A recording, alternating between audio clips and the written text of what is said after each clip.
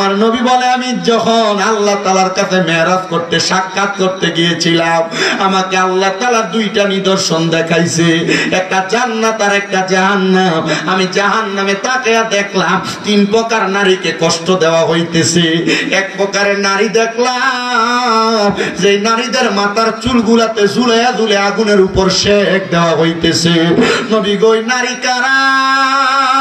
বলে ওই নারীগুলো তারা যেই নারীগুলা তাদের মাথার চুলকে উঁচা উঁচা করে বান্ধা বান্ধা বেড়াইছে। আর উঁচা করে বান্ধা দূরের কথা, আমাদের মা বোনের রাস্তায় চুল ছেড়ে ছেড়ে হাঁটতেছে, ব্যাপারটা করে করে হাঁটতেছে।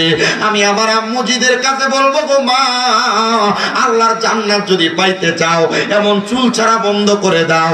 আব্বুজিরা আপনারা মনে রাখবেন আল্লাহ তাআলার কোরআন বলে ওয়াকারনা ফি বুয়ুতিকুন্না ওয়ালা তাবাররাজনা তাবাররুজাল জাহিলিয়াতিল উলা।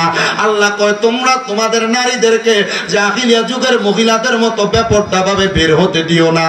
তুমি যে বের হতে দাও এটার জন্য তুমি জাহান্নামের আগুনে জ্বলা লাগবে। নবী আমার কয় শুধু তাই না রে, আমি দেখছি আরেক প্রকার মহিলা যাদের স্তনগুলার মধ্যে গরম লোহার রড লাগায় যে আগুনের মধ্যে সেক দেওয়া হইতেছে। নবী গো তারা কারা? বলে সেই মহিলারা পোশাক পরে উলঙ্গ অবস্থায় ছিল, এমন জামা কাপড় পরতেছে যে জামা কাপড়ের উপর দিয়ে তাদের শরীরের বডি স্ট্রাকচার পর্যন্ত আইডিয়া করা যাচ্ছে। এমন বোরকা পরতেছে মহিলারা যে পোশাক পরার কারণে এদের পোশাকের বোরকার উপর দিয়ে তাদের বডি স্ট্রাকচার মানুষ আইডিয়া করতে পারতেছে। মা বোনেরা যারা টাইট ফিটিং বোরকা পরো জামা কাপড় পরো, তোমাদের কাছে আমি করজোরে আবদার করি গো মা, এটার কারণে জাহান্নামের আগুনের সেক তোমার শরীরের মধ্যে লাগবে। আমার নবী কয় শুধু তাই না রে, আরেক প্রকারের মহিলা তাদের জিহ্বার মধ্যে গরম শিক লাগায় দিয়ে আগুনের মধ্যে তাদেরকে সেক দেওয়া হয়েছে। নবী তারা কারা?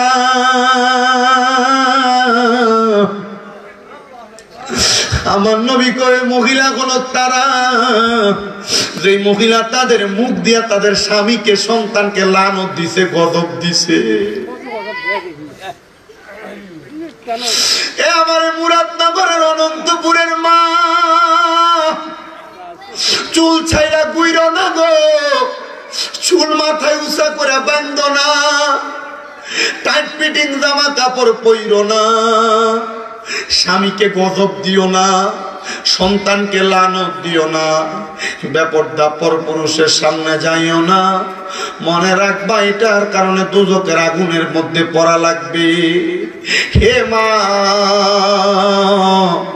আল্লাহর নবীজি নবীজির স্ত্রীর নিয়ে বসা অন্ধ এক সাহাবী নবীজির দরবারে আসে। নবী কয় তোমরা ভিতরের রুমে প্রবেশ করো, আলাদায় চলে যাও। নবীজির স্ত্রীরা বলে ইয়া রাসূলুল্লাহ, সে তো অন্ধ, সে তো আমাদেরকে দেখবে না, তার সামনে কিসের পর্দা? আমার নবী কয় স্ত্রীরা তার সামনে পর্দা হলো, সে তোমাদেরকে দেখবে না, তোমরা তো তাদেরকে দেখবে। দেখার কারণে তোমাদের নিজের চোখের জিনা হয়ে যাবে। এই পুরুষের ব্যাপারে তোমার মনে যদি বাজে চিন্তার উদয় হয় তাহলে তোমার আমলনামার মধ্যে গুনাহ হবে, গুনাহ। এটা তো আমাদের সমাজে স্বাভাবিক চলতেছে। দেবর বাবির সাথে, বাবি দেবরের সাথে, চাচাতো ভাই চাচাতো বোনের সাথে, খালাতো ভাই খালাতো বোনের সাথে, এই বাড়ির পুরুষ অন্য বাড়ির মহিলার সাথে, অন্য বাড়ির পুরুষ এই বাড়ির মহিলার সাথে। আব্বাজিরা আপনারা যারা এখানে বসছেন, আপনাদের স্ত্রী, আপনাদের বোন, আপনাদের মেয়ে, আপনাদের মা যদি ব্যাপারটা চলে, ও আপুজি মনে রাখবেন এটার কারণে আপনিও দুজকের আগুনে জ্বলা লাগবে। হুজুর কেন? কারণ একটা নারীর কারণে চারজন পুরুষ মানুষ দুজকের আগুনে জ্বলবে।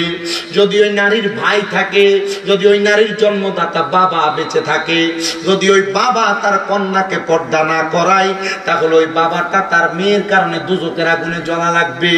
যদি ওই মেয়েটার ভাই থাকে, আপনারা যারা আপনাদের বোনকে মোটর সাইকেলের পেছনে নিয়ে ঘুরেন, মনে রাখবেন আপনি যদি আপনার বোনকে পর্দা না করান তাহলে আপনার বোনের কারণে আপনি দুজকের আগুনে ধাউ ধাউ করে জ্বলা লাগবে। আপনি যদি কোনো নারীর স্বামী হন, যারা বিবাহ করেছেন, আপনি আপনার স্ত্রীর যদি বেপর্দা চালান, আপনার স্ত্রী যদি পরপুরুষের সামনে যায়, পরপুরুষ তো দূরের কথা, আপনার ভাইয়ের সামনে যাইতে পারবেন আপনার স্ত্রী। কিন্তু বর্তমান সমাজ শিক্ষা দিতেছে যে ভাইয়ের মতো গেলে কি হবে, কিন্তু আল্লাহর হাবিব বলে একটা নারীর জন্য তার দেবর হলো কাল সাপের মতো।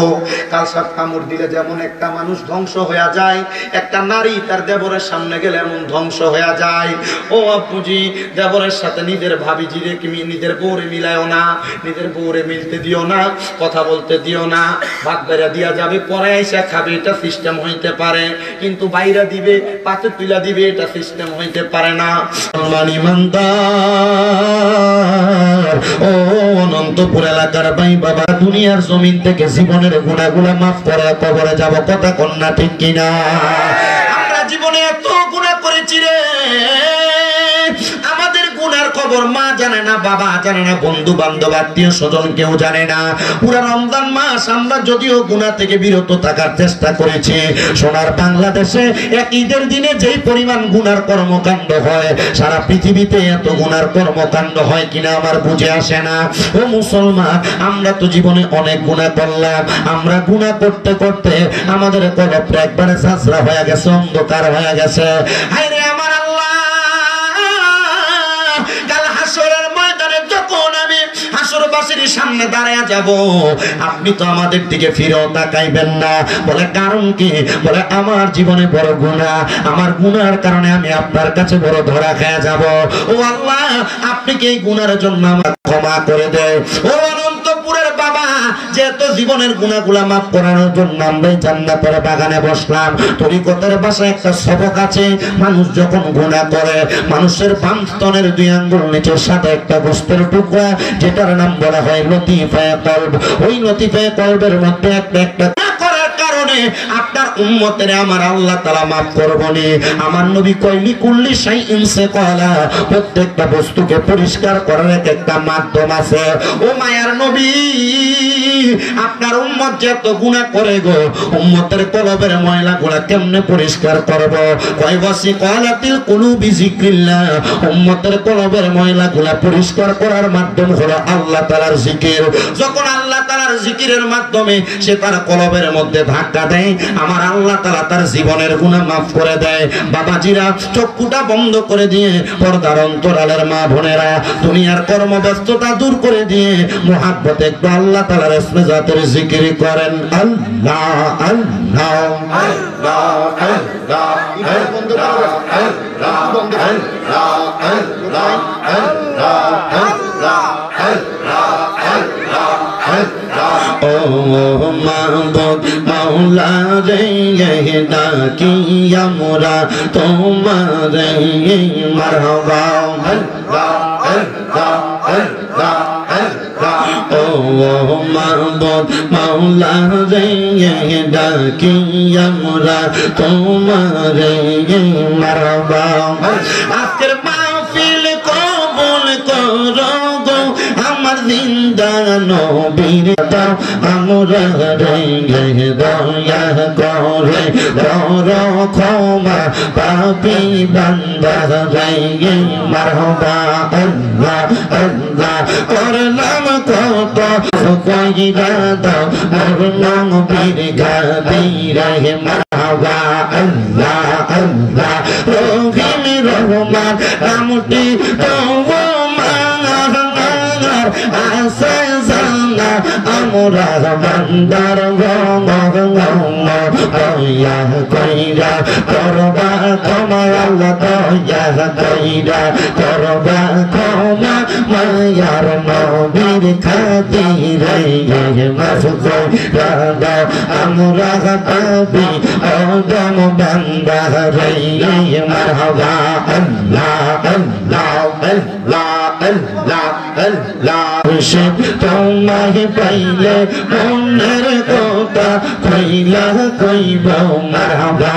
আল্লাহ আল্লাহ রাঙ্গা চরণ হইসা দিব, আর কাউরে না সইতে দিব, রাঙ্গা চরণ হইসা দিব, আর কাউরে না সইতে দিব, প্রাণের মুর্শিদ তোমায় না যাই বেদনা মারহাবা।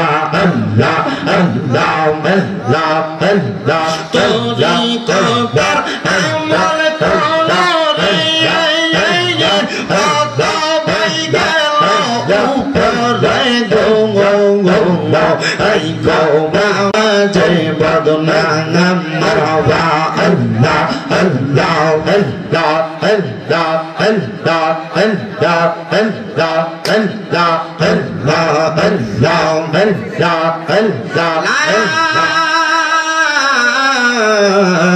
ইলাহা ইল্লাল্লাহু মুহাম্মাদুর রাসূলুল্লাহ সাল্লাল্লাহু আলাইহি ওয়াসাল্লাম।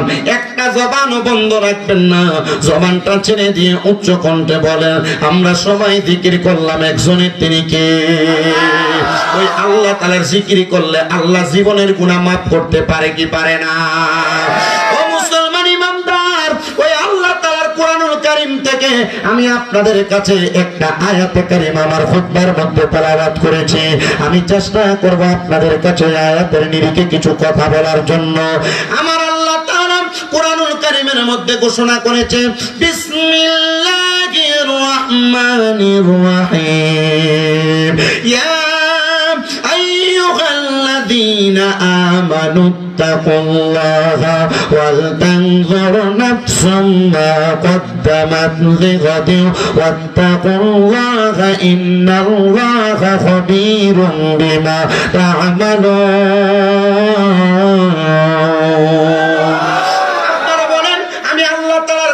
কারীম থেকে যে আয়াতে কারিমা তেলাওয়াত করেছি, এই কোরআনুল কারীমের মধ্যে যে 6000 আমানু, ওহে যারা ইমানদার, একটু ভেঙ্গে ভেঙ্গে অনুবাদটা বোঝার চেষ্টা করেন।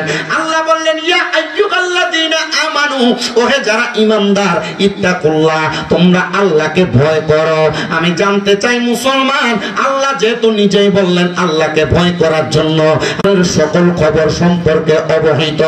আমাদের পূর্বে কত মানুষ ছিল রে, আদম থেকে ঈসা নবী পর্যন্ত ভালো মানুষ ছিল, খারাপ মানুষ ছিল।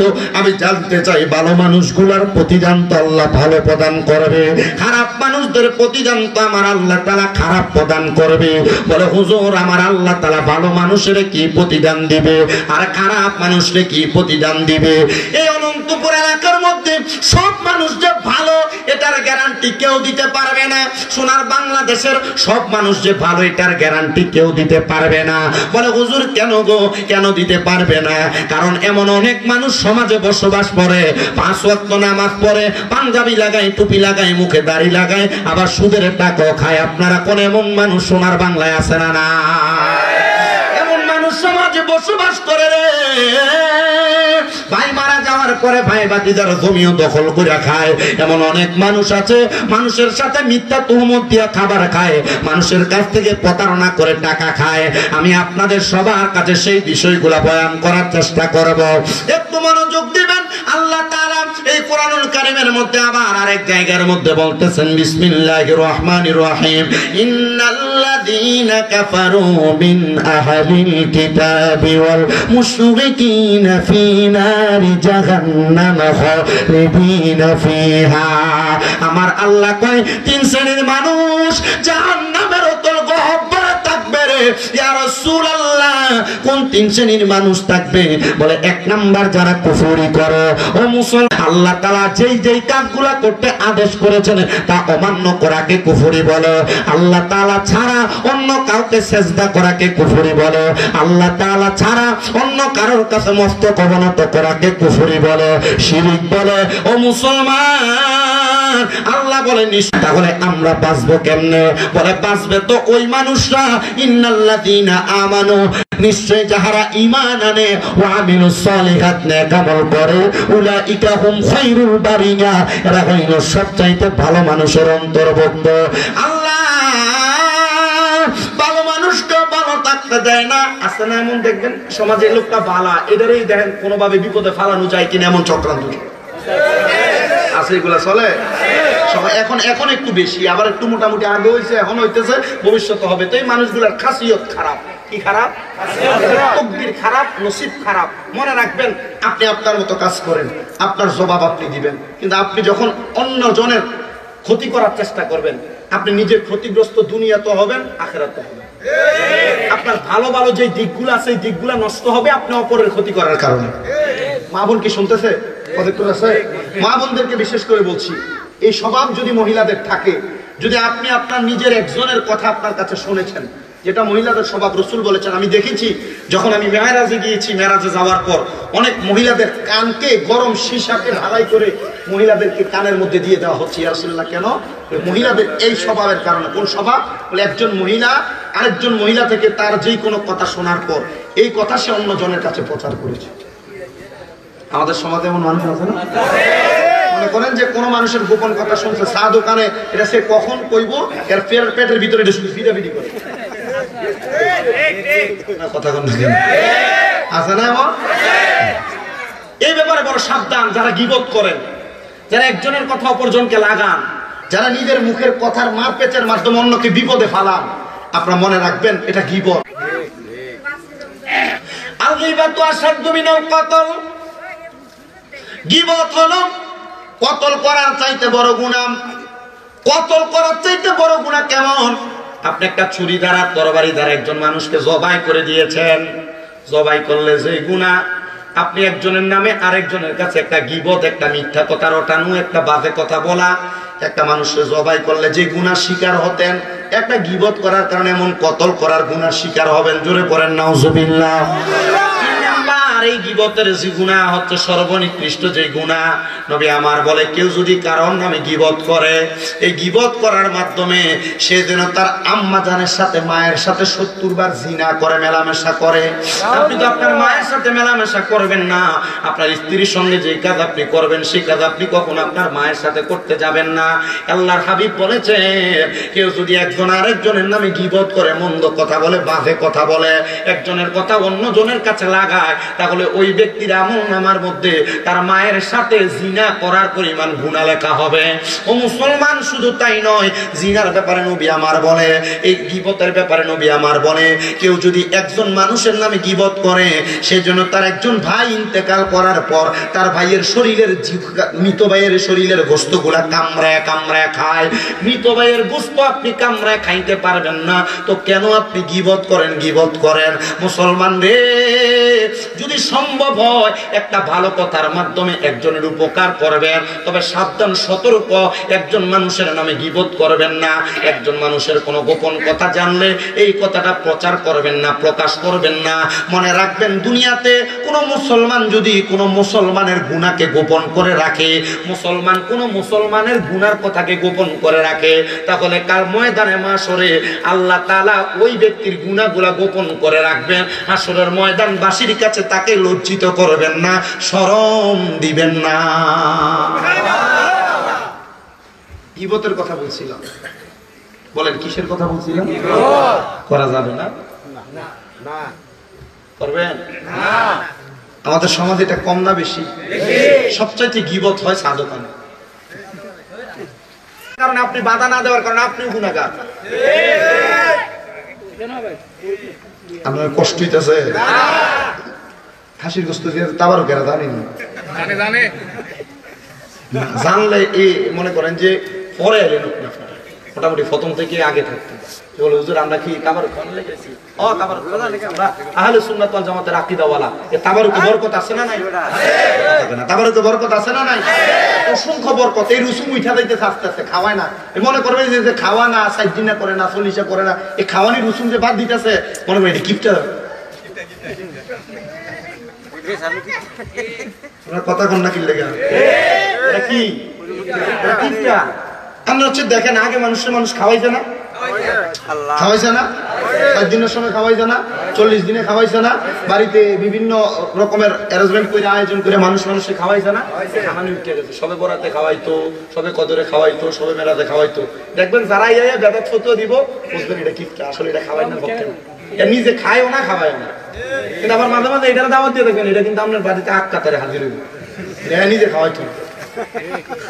কি কথা কন না কেন? ঠিক আছে তো কথা? আল্লাহ এগুলা থেকে আমাদেরকে হেফাজত করে। আমরা আস্তে আস্তে আমিন কোন মহাপদে দুরূদ শরীফ পড়েন। আল্লাহুম্মা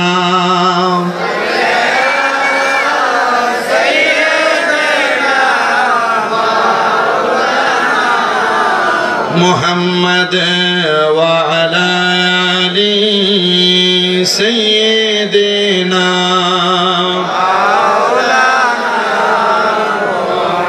যে কথা বলতেছিলাম, বাজে মানুষের কথা, গীবতের কথা, বাজে মানুষের কথা, গীবতের কথাগুলো ত্যাগ করা লাগবে। কথা কোন ঠিক কিনা? আসেন আমার মুসলমান ইমানদারেরা, তো জাহান্নামে জাহান্নামে যাবে জাহান্নামীরা, বাদে মানুষরা, মুশরিকরা, কুফরি কর্নেওয়ালারা, আহলে কিতাবরা। কিন্তু আমার নবী বলেছেন জান্নাতে যাবে তারা যারা মুমিন, যারা কখনো দুনিয়ার জমিনের মধ্যে ভালো কাজ ত্যাগ করে নাই, ভালো কাজগুলা করেছে। আল্লাহর হাবিব মুহাম্মদুর রাসূলুল্লাহ সাল্লাল্লাহু আলাইহি ওয়াসাল্লাম নবী আমার ঘোষণা করতেছে, দুনিয়ার মানুষের দলেরা তোমরা এমন ভাবে মানুষকে ভালো কাজের আদেশ করো। ইয়া রাসূলুল্লাহ, কেমন করে ভালো কাজের আদেশ করব? এবার আসেন ভালো কাজের আদেশের ব্যাপারে শোনাই। আমাদের বিবাদ লাগিয়ে দেয়, গালি গালাজ শিখিয়ে দেয়, এই কথা ওই কথা শিখিয়ে দেয়। মুসলমান এই ব্যাপারে একটু সতর্ক থাকবেন। একজন আরেকজনকে গালি দিবেন না, বাজে কথা বলবেন না, মন্দ কথা বলবেন না। হুজুর কেন? আল্লাহর হাবিব সাল্লাল্লাহু আলাইহি ওয়াসাল্লাম এই ব্যাপারে বলতেছে, কেউ যদি কাউকে গালি দেয়, মন্দ কথা বলে, তাহলে তার জবানের কাছ থেকে 40 দিনের জন্য অপবিত্রতা তৈরি হয়, তার জবান অপবিত্র থাকে। আব্বাজি কথায় কথায় গালি দেওয়া বন্ধ করো, মন্দ কথা বলা বন্ধ করো, কারোর সঙ্গে বাজে ব্যবহার করা বন্ধ করো। গালি দেওয়ার কারণে তুমি যাকে গালি দিলা, আর যেই ব্যক্তি গালি দেয় না, গালি শ্রবণ করে, তার প্রতি উত্তর করে না, আল্লাহর নবী বলে অসংখ্য ফেরেশতারা গালি শ্রবণ করা ব্যক্তির আমল নামার মধ্যে নেক আমল লিখতে থাকে, আর তার বদ আমল গুলা দিয়া যে ব্যক্তি গালি দিছে তার আমল নামাটা ফুরাইয়া দেয়। করে কোন নাউজুবিল্লাহ। আমি গালি দিচ্ছি মুকাদ্দাস সাহেব, গালি দেওয়ার কারণে উনি চুপ, গালি দিছে। দেখবেন এমন অনেক ভালো স্বভাবের মানুষ আছে, কেউ গালি দিলে হাসতে হাসতে চলে যায়, আছে না? আবার অনেক মানুষ আছে একটা গালি দিচ্ছেন 14টা গালি ফিরিয়ে দেয়, আছে না? আমি দেখতেছি তো আপনারা অনেকে অনেকের দিকে চাইতেছেন, মাহফিলের প্যান্ডেলও আছে অনেকে।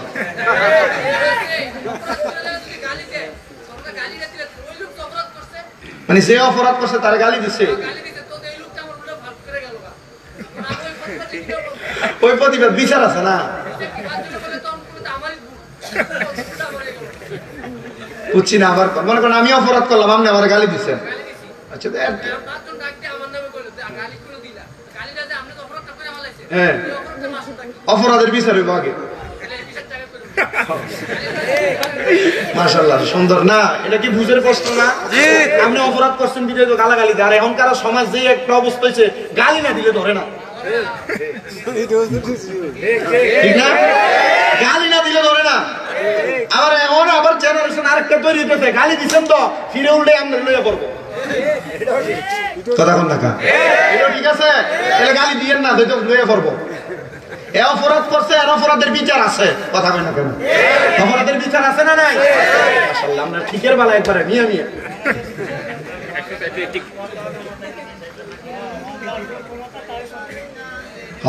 আল্লাহ বোঝার তৌফিক দিক, আমিন কোন।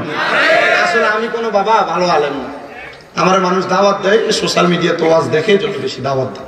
আলহামদুলিল্লাহ বেশি দাওয়াত হয়। ঈদের পরে কয়জন বক্তা মাহফিল করে, মোটামুটি মিলে দিলে আমরা কয়েকজনই আছি। আমরা ঈদের পরে মাহফিল, আমার কালকে থেকে আজকে থেকে যে শুরু হয়েছে টানা মাহফিল চলবে। এই মাহফিলটা তো গতকালকে ছিল, ঠিক না? 1 তারিখে ছিল, কইছে 1 তারিখে তাই হিসাব আইব কোথায়? আমি একটা লিস্ট নামাই দিছি,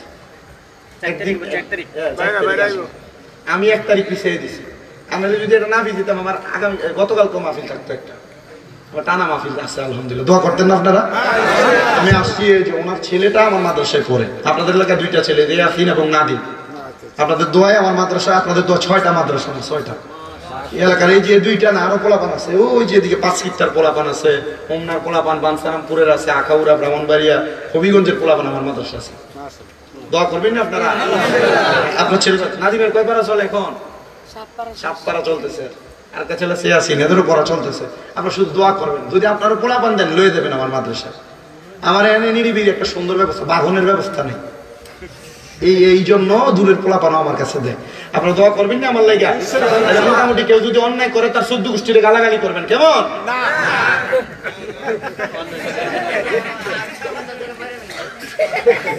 গালাগালি করা যাবে? মা বোনেরা এটা শুনেন গো, আপনারা ঝগড়া করেন, আপনার গালি এবার যে হতিনি জিকুয়ে লয়ে পড়েন, 3 বারে শোনা যায়, সাবধানে ব্যাপারে আসেন। এটার ব্যাপারে নবীজি কি বলতেছে? আল্লাহ পাকের পেয়ারা হাবিবের একজন প্রখ্যাত সাহাবী নবীজির কাছে বিচার নিয়ে আসছে, ইয়া রাসূলুল্লাহ, এই যে ইহুদি দৌড়ে আসতেছে, নবী সে আমাকে বাজে কথা বলে, মন্দ কথা বলে, গালি দেয়, খারাপ কথা বলে। আমার নবীজি সাহাবীর দিকে তাকায় তাকায় মুস্কি মুস্কি হাসতেছে। সুবহানাল্লাহ নাই? মনে রাখবেন, মান সমাতা নাজাত, যে চুপ থাকে সে মুক্তি পায়। যারা চুপ থাকতে পারবেন, মনে রাখবেন, আপনি যদি আপনার সাথে কেউ যদি অপরাধ করে আপনি নাজাত পেয়ে যাবেন। কারণ এই চুপ থাকাটা এত বড় হাতিয়ার, শত্রুর বিপক্ষে কাজ করে চুপ থাকাটা। রহমতের নবীজিকে ওই সাহাবী বলে, ইয়া রাসূলুল্লাহ, সে আমাকে মন্দ কথা বলে। আমার নবীজি মুস্কি মুস্কি হাসতেছে। সাহাবী ডাক দিয়ে কই, নবী, আপনার সম্মুখে আমাকে আরেকবার মন্দ কথা বলেছে, আপনি আবারও হাসতেছেন। আমার নবী বলতেছে, সাহাবী, আমি নবীজি তার দিকে তাকায় হাসি না, তোমার দিকে তাকায় হাসি না, আমি নবী রহমতের ফেরেশতার দিকে তাকায় তাকায় হাসি। ফেরেশতার দিকে হাত তাকায় তাকায় হাসেন। ইয়া রাসূলুল্লাহ, আপনি আমি আর দুইজন লোক, নবী আপনি আছেন, আমি আছি, আর আমার প্রতিপক্ষ আছে ইহুদি। নবীজি ফেরেশতা পাইলেন কোথায়? আপনারা বলেন। আমরা যা দেখি নবীও কি তাই দেখে নাকি? নবী আমাদের চাইতে বেশি দেখে, কারণ তিনি ওয়ামা আরসালনাকা ইল্লা রাহমাতাল লিল আলামিন। ওই নবীর সাথে সাধারণ মানুষের কোনো তুলনা হয় না, হয় নাকি? না না না, দেখবেন অনেকে আপনারে বুঝে চলে যাবে, নবীও তো বিয়া করছে, নবীর মাইয়া হইছে, পোলা হইছে, নবীও খানা খাইছে, তো নবী তো আমাদের মতোই সাধারণ বাবাজি। আমি আপনাদের কাছে স্বাভাবিকভাবে বোঝাইতে চাই, নবীর সাথে কোনো মানব জাতির স্বাভাবিক তুলনা হতে পারে না। কারণ নবীজিকে আমার আল্লাহ তাআলা উত্তম সম্মান, উত্তম মর্যাদা দিয়ে বানাইছে। ওই নবীজি এমন নবী, ওই নবীকে আল্লাহ রহমত বলে ঘোষণা করেছে। রহমতের নবী বলে, আমি যা দেখি তুমি তো তা দেখতেছো না। ইয়া রাসূলুল্লাহ, কি দেখেন? এ তাবি, আমি দেখতেছি তুমি যখন তার দিকে তাকিয়ে থাকো, সে তোমাকে বাজে কথা বলে, মুখের ভাষা খারাপ করে। সাহাবী বলেন, ইয়া রাসূলুল্লাহ, আপনি কি দেখেন? বলে, আমি দেখি ফেরেশতারা তোমার আমলনামাতে নেক লেখে, আর তোমার গুনাহগুলো তার আমলনামার মধ্যে দিয়ে দেয়। দ্বিতীয়বার আবার গালি প্রদান করেছে। সাহাবী মারতে না, কোনো কথা বলে না। তৃতীয়বার আবার মন্দ কথা বলেছে। এবার সাহাবী তার প্রতি উত্তর প্রদান করেছে। সাহাবী তাকে দেখে প্রতি উত্তর দেওয়ার সাথে সাথে আমার নবীর হাস্যোজ্জ্বল চেহারাটা একবারে মলিন হয়ে গেছে। সাহাবী ডাক দিয়ে, ইয়া রাসূলুল্লাহ, আমার একবার গালি দিল, আপনি হাসলেন, দুইবার গালি দিল, আপনি হাসলেন, তৃতীয়বার আমাকে মন্দ কথা বলার পরে আমি তাকে প্রতি উত্তর প্রদান করলাম। নবীজি, আপনার চেহারা মোবারক আপনি মলিন করে ফেললেন। ইয়া রাসূলুল্লাহ, কারণটা কি আমাকে বলবেন? নবী নবী আমার সাহাবী, তুমি যখন দুইবার তার জবাব দাও নাই, তখন তোমার আমলনামার মধ্যে অসংখ্য ফেরেশতারা নেক আমল লিখতেছিল, আর তার আমলনামার মধ্যে তোমার গুনাহগুলো বর্ষিত করে দিতেছিল। কিন্তু যখন তুমি তার গালির প্রতি উত্তর প্রদান করেছো, তখন তোমার আমল লেখা বন্ধ, তখন তার আমলনামার মধ্যে আমল লেখা শুরু হয়ে গেছে। আমি আপনাদের সবার কাছে সাবধানতা, সতর্কতা অবলম্বনের জন্য বলতে চাই, গালিগালাজ মুখ থেকে পরিহার করবে। মনে রাখবেন, যারা গালি দেয়, যারা বাজে কথা বলে, যারা মন্দ কথা বলে, তাদের নাম হলো ফাসেক। এই ফাসেক নামাজ পড়লে নামাজ কবুল হয় না, ফাসেকের পেছনে নামাজ পড়লে নামাজ হয় না। আব্বাজি সাবধান, সতর্ক হয়ে যান, ফাসিকি থেকে আপনারা দূরে সরে আছেন। তো আল্লাহ তাআলার একজন বান্দা হযরত সাঈদ ইবনে মুসাইয়াব রাহমাতুল্লাহ আলাইহি, যিনি বসবাস করতেন ইরাকের জমিনে। সাঈদ ইবনে মুসাইয়াব বলে, আমি যখন দুনিয়ার রাস্তা দিয়ে হাঁটতাম, আমি দুনিয়ার চারদিকে যখন তাকাইতাম, আমি তাকাইলে ভালো কোনো মানুষ দেখতাম না। আমি রাস্তা দিয়ে হেঁটে হেঁটে যাইতাম, আমার সামনে আমি যখন মানুষের চেহারার দিকে তাকাইতাম, আমি দেখতাম তাদের চেহারাটা কুকুরের রূপ ধারণ করেছে। কিসের রূপ ধারণ করছে? আপনার কথা বন্ধ হয়েছে, আমি খুতবা শুরু করা থেকে আপনার কথা চলতেছে। আল্লাহর রাস্তায় নিজে না ওয়াজ শুনলে ডিস্টার্বের দরকার নেই। আমি আপনাকে শরম দিচ্ছি না, আমি চাই যে আপনার কারণে আরেকজন ডিস্টার্ব না হোক। আমি আলহামদুলিল্লাহ আমার মাহফিলে কখনো কখনো মানে কথাবার্তা হইছে হয় না। কারণ আমি বললাম না, আমার 6টা মাদ্রাসা, আমি সবগুলো মাদ্রাসায় বাচ্চা কন্ট্রোল করতে করতে আমার একটা ধারণা হয়েছে যে কি বললে মানুষ কন্ট্রোল হবে। আমি একটা সময় একরকম ওয়াজ করছি, আলহামদুলিল্লাহ আমি গত 3 বছর আমি যেভাবে ওয়াজ করি, আমার মাহফিলের শ্রোতা যেভাবে আসে এইভাবে বসে থাকে। কথা কি বুঝতে পারছেন? আমি জানি এলাকাতে তরিকতপন্থী আছে, জন্য জিকির আজকার করছি, দুরূদ শরীফ আদায় করছি, এরপর ওয়াজে ঢুকছি। আমি পারবো না, আমি যে অকাট্যভাবে আমি সময় ব্যয় করতে গজল গাইতে, এখন একটা গজলও গাই না, গেছি আমি একটা গজলও গাই না। আমার বলছে, হুজুর আপনি মাইক ছাড়ার আগে আপনি আমরা নিয়ে একটু জিকির করেন, বেশ করবো।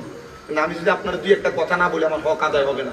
আর আল্লাহ তাআলা এই জিহ্বাটারে আগুনের কেসি দিয়ে কাটবে। আমার যেমন হক আপনার তেমন হক। আল্লাহ আমারে বোঝার তৌফিক দান করুন। এখন বর্তমান সমাজে ওয়াজ মাহফিল বহু জায়গায় হয়, অনেক জায়গায় উরুস মুবারকের নাম দিয়ে গান বাজনা হয় না? এর চাইতে আমাদের এই জান্নাতের বাগানটা বহুত ভালো না? অনেক ভালো। আপনি জানেন, আপনারা যারা এখানে বসছেন, যারা বাড়ি করে ওয়াজ শুনতেছেন, আজকে আপনাদের চাইতে আপনার যে মাহফিল হয়েছে আপনারা খুশি না? 1 বছর মাহফিল আপনারা সবাই খুশি। আপনাদের চাইতে সবচাইতে বেশি খুশি এলাকার কবরবাসীরা। আপনারা কি খুশি? আমরা ঈদের দিনে আনন্দ করছি না, আজকে তাদের জন্য ঈদের চাইতে বেশি আনন্দের দিন। কেন জানেন? কারণ আল্লাহ তাআলা আজকের মাহফিলের উসিলায় প্রত্যেক কবরবাসীর রুহুকে উন্মুক্ত করে দিয়েছে, ছেড়ে দিয়েছে। আর কবরবাসীরা চারদিক দিয়ে ঘুরতেছে। ফকির যেভাবে ভিক্ষা চায়, আপনার দাদা, আপনার মা, আপনার বাবা বংশের মানুষ যারা কবরে, তারা এইভাবে ভিক্ষা চাইতেছে, ও সন্তান আমার দেও না, একটু দোয়া করো না আমার জন্য। তখন এই দুই প্রকারের কবরবাসী আছে। এক প্রকার কবরে যা দেখবে আল্লাহ এদের কবর আযাব মাফ করে দিছে, আরেক প্রকার যা দেখবে মাফ করে নাই। তো যারা মাফ পাইছে তারা বলবে আল্লাহ কেমনে মাফ পাইলাম? বলে তুমি এমন কিছু ওয়ারিসদার দুনিয়াতে রাইখা আসছো যে তোমার জন্য দোয়া করছে, আর আমি তার দোয়ার বরকতে তোমার মাফ করে দিয়েছি। আর তাদেরকে মাফ করা হয় নাই, সে বলল আল্লাহ আমার পাশের ব্যক্তিকে মাফ করে দিলেন, আমারে মাফ করলেন না প্রেম। আল্লাহ কারণ কি? বলে তুমি এমন কোন ওয়ারিসদার রাইখা আসো নাই যে তোমার জন্য জান্নাতের বাগান মাহফিলে দেয়া ওয়া শুনবে আর তোমার জন্য দোয়া করো। মনে রাখবেন, একটা কবরবাসীর জন্য দোয়া কেমন জানেন?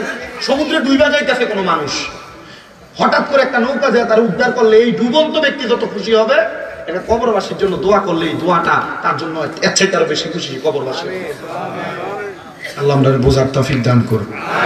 অল্প সময় আমাকে কথা বলতে দেন, ইনশাআল্লাহ আমি আমার অল্প সময় কথা বলে আমি বিদায় নিয়ে চলে যাব। আমি বেশি রাত্র করবো না, 12টার মধ্যে মুনাজাত করে আপনাদেরকে বিদায় দিচ্ছি। আপনারা শুনবেন, শোনার পর চেষ্টা করবেন আমার কথাগুলোর উপর আমল করতে। আমি যে দুইটা কথা আপনাদেরকে প্রথম বলছি, গীবত ত্যাগ করা এবং গালিগালাজ বন্ধ করা, আপনারা কোন তো এই দুইটা কাজ যদি আপনারা করেন, আমাদেরকে এই দুইটা কাজের উপর আমল করলে আল্লাহ তাআলা মাফ করতে পারে না?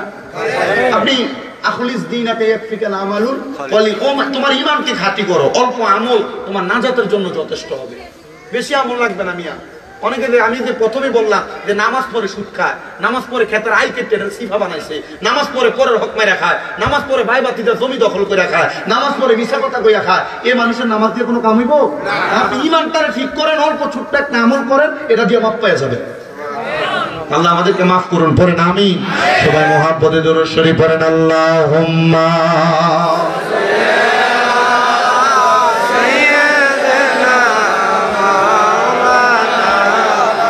মুহাম্মাদ ওয়া আলা আলি সাইয়্যিদিনা। ওরে মরণ আমার হয় গো যদি না দেখে মদিনা, সে মরণে শান্তি পাব না গো, সেই মরণে শান্তি পাব না। বলেন মরণ আমার হয় গো যদি না দেখে মদিনা, সেই মরণে শান্তি পাব না গো, সেই মরণে। আমার মুসলমান ইমানদাররা গভীর মনোযোগ দিয়ে বয়ান শ্রবণ করবেন। হযরত সাঈদ ইবনে মুসাইয়াব বলে, আমি যখন রাস্তা দিয়ে হাঁটতে হাঁটতে বের হই, আমি যার চেহারার দিকে তাকাই আমি কোনো ভালো মানুষ দেখি না। আমি প্রত্যেকের চেহারার দিকে তাকাইলেই দেখি তাদের চেহারাটা কুকুরের রূপ ধরে আছে, তাদের চেহারাটা কুকুরের মতো হয়ে গেছে। কিন্তু হঠাৎ করে আমার বাড়িতে একজন আল্লাহর বান্দা সুন্দর পাঞ্জাবি লাগায়া, সুন্দর পোশাক লাগায়া আয়েশা ডাক দিয়া কই, ওগো সাঈদ ইবনে মুসাইয়াব, আপনার কাছে আমি একটা আবেদন করতে চাই। বলে কি আবেদন করবা? বলে দুনিয়ার মায়া, দুনিয়ার সম্পদ যেহেতু আমার কবরে কোনো কাজে আসবে না, আমি আমার সব সম্পদ মানুষের মাঝে দান করে দিতে চাই, মানুষের মাঝে সাদাকা করে দিতে চাই। বলে কারণ কি? বলে অন্য কোনো কারণ না, আমি আমার সম্পদ গুলা দান করার মাধ্যমে আমি আল্লাহ তাআলার রেজামন্দি হাসিল করতে চাই, আল্লাহ তাআলার সন্তুষ্টি অর্জন করতে চাই। সাঈদ ইবনে মুসাইয়াব ওই ব্যক্তিকে বলে, তুমি তো আমার কাছে আসছো, যাও এই 3 রাস্তার মোড়ে আমার এলাকায় যে জায়গা আছে সেই জায়গায় যায়া একটা সুন্দর মানুষ দেখলে তার কাছে তুমি তোমার সম্পদ গুলা ব্যয় করে দিবা। সাঈদ ইবনে মুসাইয়াব কয়, হুজুর গো, যেহেতু তো আপনি আমার আদেশ করে, আমি তোমাকে আদেশ করেছি, সুন্দর পোশাক আছে, লেবাস আছে, যাও তুমি সম্পদগুলো দান করে দাও। উনি বলেন আমি রওনা করলাম। 3 রাস্তার মোড়ের সামনে যাইয়া আমি দেখলাম রাস্তার দিকে তাকায়া তাকায়া মানুষের চেহারা দেখা যায় না। হুজুর যা দেখেছে আমিও তা দেখতেছি, একটাও মানুষ না, সবগুলার চেহারা কিসের মতো? দান করার মতো লোক পায় না, দান করার মতো। এই যে আমাদের সমাজে কিছুদিন আগে আপনারা যাকাত ফিতরা দিচ্ছেন না, রমজানের ঈদের পরে ফিতরা দিচ্ছেন না, অনেকে দিয়ে দিচ্ছেন, আর কোন রকম গরিব পাইলে হয়েছে। বহু এলাকার ভিতরে গরিব আপনি এর যাকাত ফিতরা খায়, আপনি খবর নিয়ে দেখেন যে ফকির হইলো গরিব হইলো, এর 2টা অটো আছে, একটা সিএনজি আছে। আমাদের এলাকার এমন ফকির আছে, ফকির সুদে টাকা লাগা। কিসে টাকা লাগা? সুদে টাকা লাগা। ভিক্ষা করে বিল্ডিং করছে। আমি আপনাদেরকে বলতেছি বাবা, ওই আগন্তুক ব্যক্তি বলে আমি ওই জায়গায় যাওয়ার পর কোনো মানুষ দেখি না, সবগুলার চেহারা দেখি একবারে কুকুরের মতো। আমি আমার সম্পদ কাকে ব্যয় করব? হুজুরকে বললাম হুজুর এই সম্পদ ব্যয় করার মতো আমি কোনো মানুষ খুঁজে পাই নাই, যার দিকে তাকাই তার চেহারা দেখি কুকুরের মতো। বলে ঠিক আছে বাবা, তুমি তোমার সম্পদগুলাকে দিয়া তুমি চেষ্টা করে একটা দ্বীনি মার্কাজ তৈরি করতে, আল্লাহ তাআলার ঘর মানে মসজিদ তৈরি করতে, অথবা একটা কোরআন শিক্ষা কেন্দ্র তৈরি করতে। উনি বলেন আমি হুজুর সাইদ ইবনে মুসাইয়াবের অনুমতি ক্রমে আমার যে বাড়ি ছিল পুরাটা বাড়ি রে আমি আল্লাহ তাআলার কোরআন শিক্ষা কেন্দ্র বানিয়ে ফেললাম। আমি একটা ইবাদতখানা বানাইলাম, ইবাদতখানা বানায়া আমি নিজে নিজে ইবাদত করতে লাগলাম। এলাকার মানুষ এমন গুমরা, আমি যখন ইবাদত করার আগে আযান দেই বাইরে দাঁড়ায়া, মানুষ মসজিদের মধ্যে আসে না, আমি একা একা আমার বানানো ইবাদতখানাতে ইবাদত করতাম। হায় রে, আমি ইবাদত করতে করতে আমার বয়স ভারী হয়ে গেছে। সাইদ ইবনে মুসাইয়াব বলে সে যখন দান করার মতো কোনো মানুষ পায় না, সে যখন ইন্তেকাল হঠাৎ করে ফেললো, ইন্তেকালের আগে তো একটা ইবাদতখানা বানাইছে, একটা কোরআন শিক্ষা কেন্দ্র বানাইছে। ইন্তেকাল করার পরে আমি আমার আল্লাহ তাআলার কাছে কান্না করতে লাগলাম, ও মনিব মাওলা গো, ফরিয়াদ জানাই তোমার দরবারে, তুমি তো আমাকে দুনিয়াতে কোনো সম্পদ দাও নাই, কিন্তু সম্পদওয়ালা একজন ব্যক্তি আমার সামনে আসছে, তার সম্পদ দান করতে চাইছে, দান করতে পারে নাই। আমি তাকে পরামর্শ দিয়েছি ইবাদতখানা বানানোর জন্য, আমি তাকে পরামর্শ দিয়েছি কোরআন শিক্ষা কেন্দ্র তৈরি করার জন্য। আল্লাহ তোমার নবী না বলেছে দুনিয়াতে কোনো মানুষ যদি কোনো মানুষের জন্য কোরআন শিক্ষার একটা বাগান তৈরি করে দিয়ে দেয়, ওই ব্যক্তিটা নাকি তোমার হাবিবের সাথে জান্নাতে যাবে। ও আল্লাহ, সে যে ইন্তেকাল করেছে তার মরার পরে তার কবরের অবস্থা আমি জানতে চাই। এবার আমার হাবিব মুহাম্মদুর রাসূলুল্লাহ ওই উম্মত সাইদ ইবনে মুসাইয়াব বলে রে, আমি 2 রাকাত নফল নামাজ পড়লাম, নফল নামাজ পড়ার পরে আল্লাহর কাছে কাঁদতেছি, আল্লাহ যে মারা গেল ওই ব্যক্তিটা কবরে কেমন আছে আমার দেখতে বড় ইচ্ছা হয়, জানতে বড় ইচ্ছা হয়।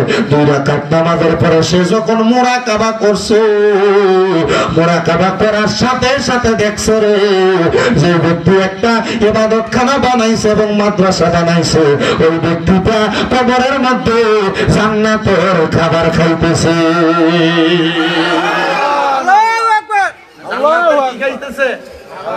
জান্নাতের খাবার খাইতেছে। সে জিজ্ঞাসা করে জান্নাতের খাবার যে খাইতেছো কেমন লাগতেছে তোমার? আর জান্নাতের খাবার আমার কাছে ভালো লাগবে না কেন? এই খাবারের মাধ্যমে আল্লাহ তাআলা আমার সিনাটাকে ভরপুর করেছে।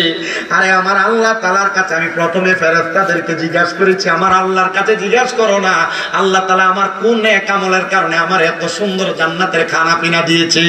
উনি ডাক দিয়ে বলে অন্য কোন নেক আমল না রে, অন্য কোন নেক আমল না, তুমি যে মানুষকে দুনিয়ার জমিনে ইবাদত করার একটা প্রতিষ্ঠানই করে দিয়ে আসতো, ইবাদত করার একটা জায়গা তৈরি করে দিয়ে আসছো, আল্লাহ তাআলা এই জন্য তোমার খাবারের ব্যবস্থা করে দিয়েছে। শুধু তাই না, যখন কিয়ামত হয়ে যাবে এরপর তোমাকে রাসূল পাকের সাথে একই জান্নাতের মধ্যে রাখা হবে।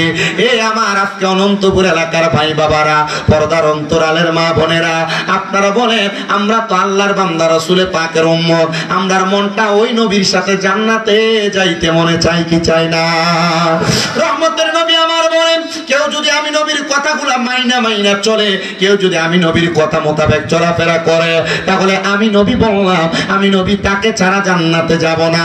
নবীজি তিরমিজি শরীফের একটা হাদিস শরীফ আমি তেলাওয়াত করার পর দেখলাম, আমার নবী বলে, ময়দানে মাশরের মধ্যে যখন গুনাহগার এবং নেককার সবাইকে দাঁড় করানো হবে, হাশরের ময়দানটা তামার চাইতে উত্তপ্ত গরম হবে।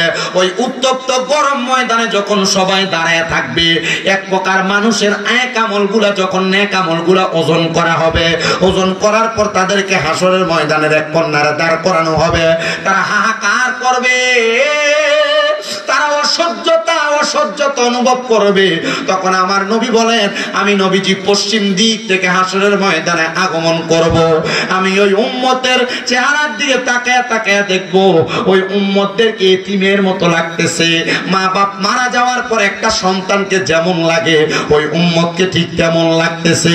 তখন আমার নবী রাহমাতুল লিল আলামিন নবী বলে, আমি তাদেরকে প্রশ্ন করব, জিজ্ঞাসা করব, তোমরা কেন হাশরের ময়দানে এমন অবস্থায় পতিত হয়েছ? বলে, আমরা নেক আমল ওজন করার পর আমাদের আমলনামা সমান সমান হয়েছে, গুণও বেশি না, নেক আমলও বেশি না, আমাদের আমলনামা সমানে সমান। তখন আমার নবী বলে, আউয়ালু মাইয়াকরাউ বাবাল জান্নাহ, সর্বপ্রথম জান্নাতের দরজা আমি নবী খোলার জন্য যাব।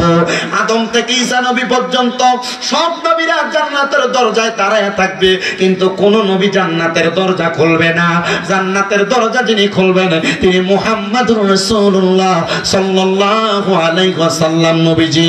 নবী আমার বলে, আমি যখন জান্নাতের দরজা খুলতে যাব, তখন জান্নাতের দরজার একজন ফেরেশতা, দুনিয়ার সব ফেরেশতাকে আমি নবীকে দেখানো হয়েছে, কিন্তু ওই ফেরেশতার কাছে আমি নবীর মান এবং মর্যাদা সম্পর্কে বলা হয়েছে, কিন্তু আমি নবীকে তাকে দেখানো হয় নাই। তখন সে আমাকে প্রশ্ন করবে, মান আনতা, কে আপনি? তখন আমি বলবো, আনা মুহাম্মাদুর রাসূলুল্লাহ। তখন সে বলবে, আপনার সম্পর্কে আমাকে অবগত করা হয়েছে। দরজা খোলে, নবী আমার বলে, বিসমিল্লাহ বলে যখন আমি দরজাটা খুলবো, আমি নবী জান্নাতের মধ্যে প্রবেশ করব না, জান্নাতের দরজার মধ্যে আমি দাঁড়ায় থাকবো। দরজার যে চৌকাঠ বলা হয়, আমার নবী বলেন, আমি জান্নাতের দরজায় দাঁড়ায় থাকবো। একটা একটা করে আমি নবীর উম্মতদেরকে আমি নবী জান্নাতে প্রেরণ করব। নবীজি জান্নাতে প্রেরণ করবেন, শুধু তাই না, আমার নবী বলে, আমি নবীর একটা গুনাহগার উম্মত যদি দুজকে থাকে, আমি নবী জান্নাতের দরজা বন্ধ করব না। নবীজির একটা গুনাহগার উম্মত যদি জাহান্নামে থাকে, নবীজি জান্নাতের দরজা বন্ধ করবেন না। আপনি ওই নবীরে ভালোবাসেন বলে, হ্যাঁ বাসি, তো নামাজ পড়ি না। ওই নবীরে ভালোবাসেন বলে বাসি, হারাম বলে খাই, কি হবে? ওই নবীকে ভালোবাসেন বলে বাসি, ওই নবীর মহব্বত অন্তরে আছে বলে একবার 100 আছে বলে, যদি থাকে তাহলে ওই নবী যে যা নিষেধ করছেন আপনি পালন করেন, বলে না করি না, তো কোনো রকম চলি আর কি। বাপ বুঝি মনে রাখবে, মরণের আগে যদি ওই নবীর পথ না ধরতে পারেন, মরার পরে কি জান্নাত পাবেন না। নবী আমার বলেন, শুধু তাই নয়, শাফাআতিল আহলিল কাবাইর মিন উম্মতি, আমার উম্মতের মধ্যে কোন উম্মত যদি কবিরা গুনাহ করে, আমি নবী তার জন্য সুপারিশ করব। নবীজি যার জন্য সুপারিশ করবে সে জান্নাতি। মনের অজান্তে যদি কোনো কবিরা গুনাহ আপনার দ্বারা হয়ে যায়, মনে রাখবেন রে মুসলমান, এটার কারণে আপনি দুজকের আগুনে জ্বলা রাখবে। তো আমি আপনাদেরকে একটা সহজ সরল কথা বলে দেই, হয়তো আপনাদের মনে কষ্ট যাবে, অনেকের গায়ে ওয়াজটা পড়ে যাবে, একটু মনোযোগ দিয়ে শোনার চেষ্টা করেন। এই যে ঈদ চলে গেল, ঈদের দিনটা আজকে পর্যন্ত অনেক মা বোনেরা বেপর্দা ঘুরে বেড়াইছে, অনেক মা বোনেরা রাস্তায় রাস্তায় বেপর্দা চুল ছেড়া দিয়া এলোমেলো পোশাক পরে ঘুরে বেড়াইছে, রাস্তাতে বের হওয়া যায় না। আমি চিন্তা করলাম, একটা মানুষ কিভাবে তার চোখের হেফাজত করবে, একটা পুরুষ মানুষ কিভাবে তার চোখের পর্দা মেনটেন করবে। আরে আব্বুজিরা, আরে মনে কইরেন না শুধু মহিলারাই পর্দা করবে, পর্দা পুরুষেরও আছে, পুরুষও পর্দা করা লাগবে। আমরা পর্দা করব কেমনে? রাস্তার যেই দিকে যান না কেন, নারী আর নারী, নারী আর নারী। আমি বলবো, পর্দার অন্তরালের মহিলারা, এই যে যারা যারা বেপর্দা চলেছ, এই যে যারা যারা বেপর্দা চলেছ, মনে রাখবা গো মা, ইন্তেকালের পরে আল্লাহর আযাব গজব তোমার জন্য প্রতীক্ষমান, তোমার জন্য অপেক্ষা করতেছে। একটা মহিলা বেপরদা চলার কারণে আল্লাহর হাবিব নিজে বলতেছে আদ-দাইয়ুসু লা ইয়াদখুলুল জান্নাহ, দাইয়ুস কোনদিন জান্নাতে প্রবেশ করবে না। একটা মহিলার চেহারা 40টা পুরুষ মানুষ দেখে ফেললে মহিলাটা দাইয়ুসে রূপান্তরিত হয়ে যায়। আপনার মা, আপনার বোন, আপনার স্ত্রী, আপনার মেয়েকে 40 জন তো স্বাভাবিক বিষয়, কত হাজার হাজার পুরুষ মানুষ দেখেছে। এটার কারণে তারা দুজকে যাবে, এই কথাকে আমার মা বোনেরা চিন্তা করে না। মা, আমি চাই না গো তোমরা কেউ দুজকের আগুনে জ্বলো, আমি চাই না গো তোমরা কেউ জাহান্নামের আগুনে জ্বলো। ওই তুমি সুন্দর করে সাইজা রাস্তাতে বের হওয়ার কারণে আল্লাহ তাআলার জাহান্নামের আগুন তোমার জন্য অপেক্ষা করতেছে। বলে হুজুর কেমনে গো, কেমনে অপেক্ষা করতেছে? আরে আমার নবী বলে আমি যখন আল্লাহ তাআলার কাছে মেরাজ করতে, সাক্ষাৎ করতে গিয়েছিলাম, আমাকে আল্লাহ তাআলা দুইটা নিদর্শন দেখাইছে, একটা জান্নাত আর একটা জাহান্নাম। আমি জাহান্নামে তাকিয়ে দেখলাম 3 প্রকার নারীকে কষ্ট দেওয়া হইতেছে। এক প্রকারের নারী দেখলাম যে নারীদের মাথার চুলগুলাতে ঝুলাইয়া ঝুলে আগুনের উপর সেক দেওয়া হইতেছে। নবী গো ওই নারী কারা? বলে ওই নারী হলো তারা যেই নারীগুলা তাদের মাথার চুলকে উঁচা উঁচা করে বাইন্দা বাইন্দা বেড়াইছে। আর উঁচা করে বাঁধবো দূরের কথা, আমাদের মা বোনের রাস্তায় চুল ছেড়ে ছেড়ে হাঁটতেছে, ব্যাপারটা করে করে হাঁটতেছে। আমি আমার আম্মুজিদের কাছে বলবো গো মা, আল্লাহর জান্নাত যদি পাইতে চাও এমন চুল ছাড়া বন্ধ করে দাও। আব্বুজিরা আপনারা মনে রাখবেন আল্লাহ তাআলার কোরআন বলে ওয়াকারনা ফি বুয়ুতিকুন্না ওয়ালা তাবাররাজনা তাবাররুজাল জাহিলিয়াতিল উলা। আল্লাহ কয় তোমরা তোমাদের নারীদেরকে জাহিলিয়া যুগের মহিলাদের মতো বেপরদা ভাবে বের হতে দিও না। তুমি যে বের হতে দাও এটার জন্য তুমি জাহান্নামের আগুনে জ্বলা লাগবে। নবী আমার কয় শুধু তাই না রে, আমি দেখছি আরেক প্রকার মহিলা যাদের স্তনগুলার মধ্যে গরম লোহার রড লাগায় যে আগুনের মধ্যে সেক দেওয়া হইতেছে। নবী গো তারা কারা? বলে সেই মহিলারা পোশাক পরে উলঙ্গ অবস্থায় ছিল, এমন জামা কাপড় পরতেছে যে জামা কাপড়ের উপর দিয়ে তাদের শরীরের বডি স্ট্রাকচার পর্যন্ত আইডিয়া করা যাচ্ছে। এমন বোরকা পরতেছে মহিলারা যেই পোশাক পরার কারণে এদের পোশাকের বোরকার উপর দিয়ে তাদের বডি স্ট্রাকচার মানুষ আইডিয়া করতে পারতেছে। মা বোনেরা যারা টাইট ফিটিং বোরকা পরো, জামা কাপড় পরো, তোমাদের কাছে আমি করো ধরে আবদার করি গো মা, এটার কারণে জাহান্নামের আগুনের সেক তোমার শরীরের মধ্যে লাগবে। আমার নবী কয় শুধু তাই না রে, আরেক প্রকারের মহিলা তাদের জিহ্বার মধ্যে গরম শিক লাগায় দিয়ে আগুনের মধ্যে তাদেরকে সেক দেওয়া হয়েছে। নবী তারা কারা?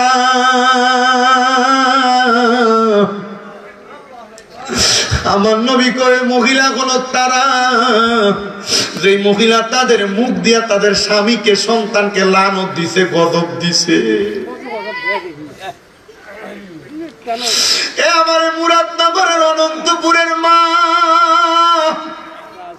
চুল ছাইরা গুইরো না গো, চুল মাথায় উঁচা করে বাঁধো না, টাইট ফিটিং জামা কাপড় পইরো না, স্বামীকে গজব দিও না, সন্তানকে লানত দিও না, বেপরদা পরপুরুষের সামনে যাইও না। মনে রাখবা এটার কারণে দুজকের আগুনের মধ্যে পড়া লাগবে। হে মা, আল্লাহর নবীজি নবীজির স্ত্রীর নিয়ে বসা। অন্ধ এক সাহাবী নবীজির দরবারে আসে, নবী কয় তোমরা ভিতরের রুমে প্রবেশ করো, আলাদায় চলে যাও। নবীজির স্ত্রীরা বলে ইয়া রাসূলুল্লাহ, সে তো অন্ধ, সে তো আমাদেরকে দেখবে না, তার সামনে কিসের পর্দা? আমার নবী কয় স্ত্রীটা তার সামনে পর্দা হলো, সে তোমাদেরকে দেখবে না, তোমরা তো তাদেরকে দেখবে। দেখার কারণে তোমাদের নিজের চোখের জিনা হয়ে যাবে। এই পুরুষের ব্যাপারে তোমার মনে যদি বাজে চিন্তার উদয় হয়, তাহলে তোমার আমলনামার মধ্যে গুনাহ হবে, গুনাহ। এটা তো আমাদের সমাজে স্বাভাবিক চলতেছে। দেবর বাবির সাথে, বাবি দেবরের সাথে, চাচাতো ভাই চাচাতো বোনের সাথে, খালাতো ভাই খালাতো বোনের সাথে, এই বাড়ির পুরুষ অন্য বাড়ির মহিলার সাথে, অন্য বাড়ির পুরুষ এই বাড়ির মহিলার সাথে। আব্বাজিরা আপনারা যারা এখানে বসছেন, আপনাদের স্ত্রী, আপনাদের বোন, আপনাদের মেয়ে, আপনাদের মা যদি ব্যাপারটা চলে, ও আপুজি মনে রাখবেন এটার কারণে আপনিও দুজকের আগুনে জ্বলা লাগবে। হুজুর কেন? কারণ একটা নারীর কারণে চারজন পুরুষ মানুষ দুজকের আগুনে জ্বলবে। যদি ওই নারীর ভাই থাকে, যদি ওই নারীর জন্মদাতা বাবা বেঁচে থাকে, যদি ওই বাবা তার কন্যাকে পর্দা না করায়, তাহলে ওই বাবাটা তার মেয়ের কারণে দুজকের আগুনে জ্বলা লাগবে। যদি ওই মেয়েটার ভাই থাকে, আপনারা যারা আপনাদের বোনকে মোটর সাইকেলের পেছনে নিয়ে ঘুরেন, মনে রাখবেন আপনি যদি আপনার বোনকে পর্দা না করান, তাহলে আপনার বোনের কারণে আপনি দুজকের আগুনে ধাউ ধাউ করে জ্বলা লাগবে। আপনি যদি কোনো নারীর স্বামী হন যারা বিবাহ করেছেন, আপনি আপনার স্ত্রীর যদি বেপর্দা চালান, আপনার স্ত্রী যদি পরপুরুষের সামনে যায়, পরপুরুষ তো দূরের কথা, আপনার ভাইয়ের সামনে যাইতে পারবেন আপনার স্ত্রী। কিন্তু বর্তমান সমাজ শিক্ষা দিতেছে যে ভাইয়ের মতো গেলে কি হবে, কিন্তু আল্লাহর হাবিব বলে একটা নারীর জন্য তার দেবর হলো কালসাপের মতো। কালসাপ কামড় দিলে যেমন একটা মানুষ ধ্বংস হয়ে যায়, একটা নারী তার দেবরের সামনে গেলে এমন ধ্বংস হয়ে যায়। ও আপুজি, দেবরের সাথে নিজের ভাবিজিরে নিজের বউরে মিলায়ও না, নিজের বউরে মিলতে দিও না, কথা বলতে দিও না। ভাত বেড়া দিয়া যাবে, পরে এসে খাবে, এটা সিস্টেম হইতে পারে, কিন্তু বাইরা দিবে, পাতে তুলা দিবে, এটা সিস্টেম হইতে পারে না। বর্তমান সমাজ এটা মানেও না। তুমি স্বামী হইয়া যদি তোমার বউরে পর্দা না করা, তাহলে তুমি দুজকের আগুনে জ্বলবা। কোন সন্তান যদি তার মারে পর্দা না করায়, আপনার মা বুড়া হয়ে গেছে, বৃদ্ধ হয়ে গেছে, বয়স্ক হয়ে গেছে, এজন্য মায়ের পর্দার কোনো বিধান আপনি পালন করতেছেন না। না রে বাবা, বৃদ্ধ হয়ে গেল, মারে পর্দা করানো লাগবে, বেপর্দা চলতে দিও না রে, দিও না, এটার কারণে তুমি দুজকের আগুনে জ্বলা লাগবে। বলে হুজুর পর্দা করাইবো কেমনে, আমার বউ তো সপ্তাহে একবার মার্কেটে না গেলে তার ভালো লাগে না। হুজুর আমি যদি কোনো কাপড় কিনাই না দে, আমার বউ মানে না। না রে, মানা লাগবে, মানা লাগবে, তোমার সংসার করতে হলে মানা লাগবে। এই অনন্তপুর এলাকার পর্দার অন্তরালের মহিলারা, তোমরা যারা তোমাদের স্বামীর আদেশ মানো না, মনে রাখবে এটার কারণে দুজকের আগুনে জ্বলবা। এই অনন্তপুরের মহিলারা, তোমরা যারা তোমার স্বামীকে ধমক দিয়া কথা কও, মনে রাখবে এটার কারণে দুজকের আগুনে জ্বলা লাগবে। এই অনন্তপুরের মহিলারা, তোমরা যারা স্বামীর সাথে দিনে ঝগড়া হওয়ার পর রাত্রবেলা তোমরা অন্যদিকে ফিরা ঘুমায়া থাকো, মনে রাখবে এটার জন্য আল্লাহর কাছে জবাব দেওয়া লাগবে। এই অনন্তপুরের মহিলারা, তোমরা যারা স্বামীর আদেশ অমান্য করে বাবার বাড়ি বোনের বাড়ি চলে যাও, মনে রাখবে এটার কারণে আল্লাহর কাছে জবাব দেওয়া লাগবে। মার্কেটে যাবা দূরের কথা, রাস্তায় ফুচকা খাইতে যাবা দূরের কথা, একটা মহিলা তার স্বামীর আদেশ ছাড়া বাবার বাড়িতেও যাইতে পারবে না। কিন্তু মহিলা বাবার বাড়িতে স্বামীর সাথে রাগ করে নিজেই চলে যায়। মহিলা মনে রাখবা, স্বামীর আদেশ অমান্যকারী মহিলা জান্নাতে যাইতে পারবে না। কারণ একটা মহিলা যদি স্বামীকে খুশি করতে পারে, তার জন্য জান্নাত। নবীকে একটা মহিলা জান্নাতে যাবে চারটা কারণে। নবী গো কোন চারটা কারণ? যদি মহিলা নামাজি হয়, যদি মহিলা পর্দাশীল হয়, যদি মহিলাটা তার লজ্জাস্থানের হেফাজত করে, যদি মহিলা তার স্বামীর আদেশ মানে। সার্কাস কথা বললাম। 1 নাম্বার মহিলা যদি নামাজ পড়ে, 2 নাম্বার পর্দা করে, 3 নাম্বার লজ্জাস্থানের হেফাজত করে, 4 নাম্বার ওই মহিলা যদি তার স্বামীর আদেশ মাইনা চলে, তাহলে ওই মহিলার জান্নাতে যাওয়া কেউ ঠেকাইতে পারবে না। কিন্তু আমাদের মহিলারা নামাজের প্রতি বড় উদাসীন, নামাজ পড়ে না, ফজরের নামাজের পরেও ঘুমায়, আগেও ঘুমায়, যোহরের নামাজের সময় কাজ শেষ হয় না, আসরের সময় গোসল করতে যায়, মাগরিবের সময় দুনিয়ার সন্তানের নাস্তা তৈরি করে, এশারের সময় তার ঘুমের সময় হয়, তরকারি গরমের সময়। মহিলা পর্দা করে না, গায়ে হলুদের অনুষ্ঠানে বেহায়ার মতো নাচানাচি করে, মহিলা বেপর্দা ভাবে রাস্তার মধ্যে ঘোরাফেরা করে, মহিলা পর্দা করতে চায় না, লজ্জাস্থানের হেফাজত করবে দূরের কথা, স্বামী প্রবাসে থাকার কারণে মহিলা জিনা ব্যভিচার করে বেড়ায়, মহিলা মন্দ কাজ করে বেড়ায়। ও মা বোনেরা, আপনি আপনার স্বামীর আদেশ মানবেন দূরের কথা, স্বামী যদি একটু পানি চায় আপনি ধমক দিয়া বলে নিয়ে খাইতে পারে না। মনে রাখবেন জান্নাতে তো সহজ নয়, জান্নাতে তো সহজ নয়। আপনারা বলেন মা বোনেরা, জান্নাত পাওয়ার জন্য এই কাজগুলো ঠিকভাবে আদায় করার দরকার আছে না? না বাড়ি যে কইব দেখছেন হুজুর কি হিজনালু হিজাইতো তো লাকড়ি লাগে, এ লাকড়ির কামই তো তারা করে না। রান না খুদা আপনারা একটু দূর কষ্ট দিতেছে আপনারা গিয়ে নাকি জান গা। আচ্ছা ঠিক আছে, ঘুম ধরে গেছে না, কারণ ঈদের দিন তো ঈদ গেল না, মোটামুটি এই রোজা ভাঙার পরে শরীরটা একবারে মেসমেস করে, এরপর আবার এই মাছ গোস্ত খাইতে খাইতে শরীরে একটা আলসিয়া লেগে গেছে, ঘুমাইলে যখন ঘুমই শেষ হয় কথা কোনা তো আজকে সকাল 7টায় পুষ বেঁচে গেছে, আমার চোখ লাগে না। 7টায় পুষ আমার চোখ লাগে না। বলে রাত্রে ঘুমেছে না, এই 7টায় পুষ পর্যন্ত আমার চোখ লাগেই না। এরপরে শুয়েছে, হঠাৎ করে চোখ খুলে দিয়ে 1টায় পুষ গেছে, মোটামুটি বালাটাই উঠছে। তাও উঠে আর গোসল আর গোসল হয়েছে না, আমার শরীর আবার ঘুম ওরা ঘুম, শরীর একটা অলসতা আইসা বসছে। আর আমার তো মনে করেন আলহামদুলিল্লাহ আপনাদের দোয়ার বরকতে ওই ফেব্রুয়ারি একবার মানে রোজার আগের দিন আমি 2টা মাহফিল করছি আলহামদুলিল্লাহ। রোজার মাসে এমনি কাটাইছি না, একা একা তারাবি পড়াইছি আলহামদুলিল্লাহ। বললাম না এমনি কারেন, একা একা তারাবি পড়াইছি। পরে এরপর মাদ্রাসা মেনটেন এবারে জিগান না, এবারে বইয়াছিল মনে 1-1.5 ঘন্টা, যখন তাদের ছুটি মাদ্রাসা বাচ্চাদেরকে ছুটি দিতে হয় না। আপনাদের বললাম না 6 মাদ্রাসা 3 মাদ্রাসা 3 হুজুর দিয়ে কন্ট্রোল করাইছে। একটাতে তারা সময় দিয়েছিলাম 12টার মধ্যে ছুটি দিব, আমি মনে হয়েছি 12:34 ছুটি দিতে টাইম মতো দিতে পারিনি। আলহামদুলিল্লাহ আপনাদের দোয়ায় চলতেছে রানিং। আপনারা শুধু দোয়া করবেন, আমার মাদ্রাসা খোলা পান্ডির লেগে দোয়া করবেন, আর আমার লেগে দোয়া করবেন, আমার ওস্তাদের লেগে দোয়া করবেন ইনশাআল্লাহ। ভিডিওতে যে ওয়াজ করছি এই ওয়াজ কামে লাগতো না, যদি বুঝনা মাইনা চলে আর কি। যারা চিন্তা করবো হুজুর ওয়াজ যে করে দিয়ে যাইতেছেন, আমরা জামাই দিয়ে আপনার কথা মনে না, জামাই দিয়ে আপনার মুখ মারানি জি করে গালি দেয়, বেড়াইতে দোষ আছে না নাই? আছে। আপনারা দোষটা একটু কইয়া যায় তাহলে মোটামুটি ওয়াজ সবাই ফকতে যাবে। কিছু দিলে দিয়েছেন খবর টবর বানাইতেছে ওয়াজ কর্মনি ইনশাআল্লাহ। আপনারা যারা স্ত্রীদেরকে গালি গালাজ করেন,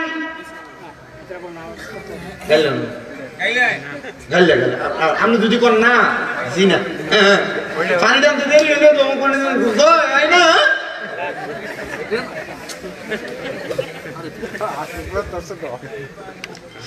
আপনারা যারা স্ত্রীদের মা বাবার নাম তুলে গালি দেন, আল্লাহর নবী বলে তোমরা তোমাদের মহিলাদের মা বাবার নাম তুলে গালি দিবা না। নবীজি কেন? আমার নবীকে আমি নবী হইলাম মহিলাদের বাবা, তো গালি যদি বেডির মারে দেন তাহলে নবী যদি বাবা হয় তাহলে চিন্তা কইরা দেখেন গালিটা কার উপরে যায় পড়ে। সাবধান সতর্ক, নবীর উপরে গালি পড়ে। গালি দিও না রে, গালি দিও না, কারণ নবীজির নিজেরই ঘোষণা, তোমরা যদি তোমাদের স্ত্রীদেরকে গালি দাও এ গালি যায় রহমতের নবীর উপরে বর্তায়।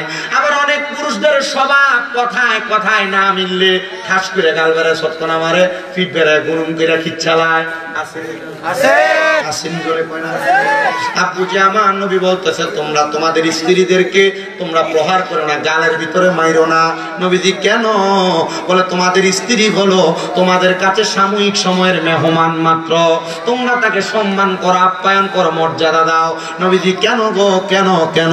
বলে যদি সম্মান করো আমি আল্লাহ তাআলা তোমাদের কাছে মেহমান বানিয়ে তারে পাঠাইছি, আমি আল্লাহ আবার তাকে তাদের কাছে আমার কাছে ফিরিয়ে নিব। কিন্তু মনে রাখবা মহিলারা যদি স্বামীর এই কষ্টগুলা সহ্য করে সংসার করতে পারে, আমার আল্লাহ তাআলা এই মহিলাদেরকে জান্নাতের 40 জন হুর গিলমানের সহকারিনী বানিয়ে দিব। একটা খিচ্ছেন বেটি যদি 40 জনের হুর গিলমানের যদি সর্দার হয়, বেটি যদি একটা একটা করে মারো কয়টা? 40টা। নবীজি যে বলছেন, নবীজির যে ঘোষণা, আপনার গালি দিয়েন না এবং মাইরেন না, মারা যাবে, গালি দেওয়া যাবে না। বড় সতর্কতা অবলম্বন করেন, সাবধানতা অবলম্বন করেন। মা বোনরা আপনারা একটু বুঝে নিয়েন, স্বামীরা সারাদিন কষ্ট করে আসে, একটু পানি চাইলেন না, করেন না, লইয়া খেতে পারেন এই কথা বললেন না। তখন যখন মহিলা তার স্বামীর অবহেলা করে, নিজের বউর কাছে পানি খুঁজতে দেয় না, লোকের বাড়িতে যাইয়া পানি চাইলে লেবুর শরবত বানিয়ে দেয়, তখন আর এই জামাই নিজের বউরে ভালো লাগে না, লোকের বাড়ির বাবিটারে ভালো লাগে।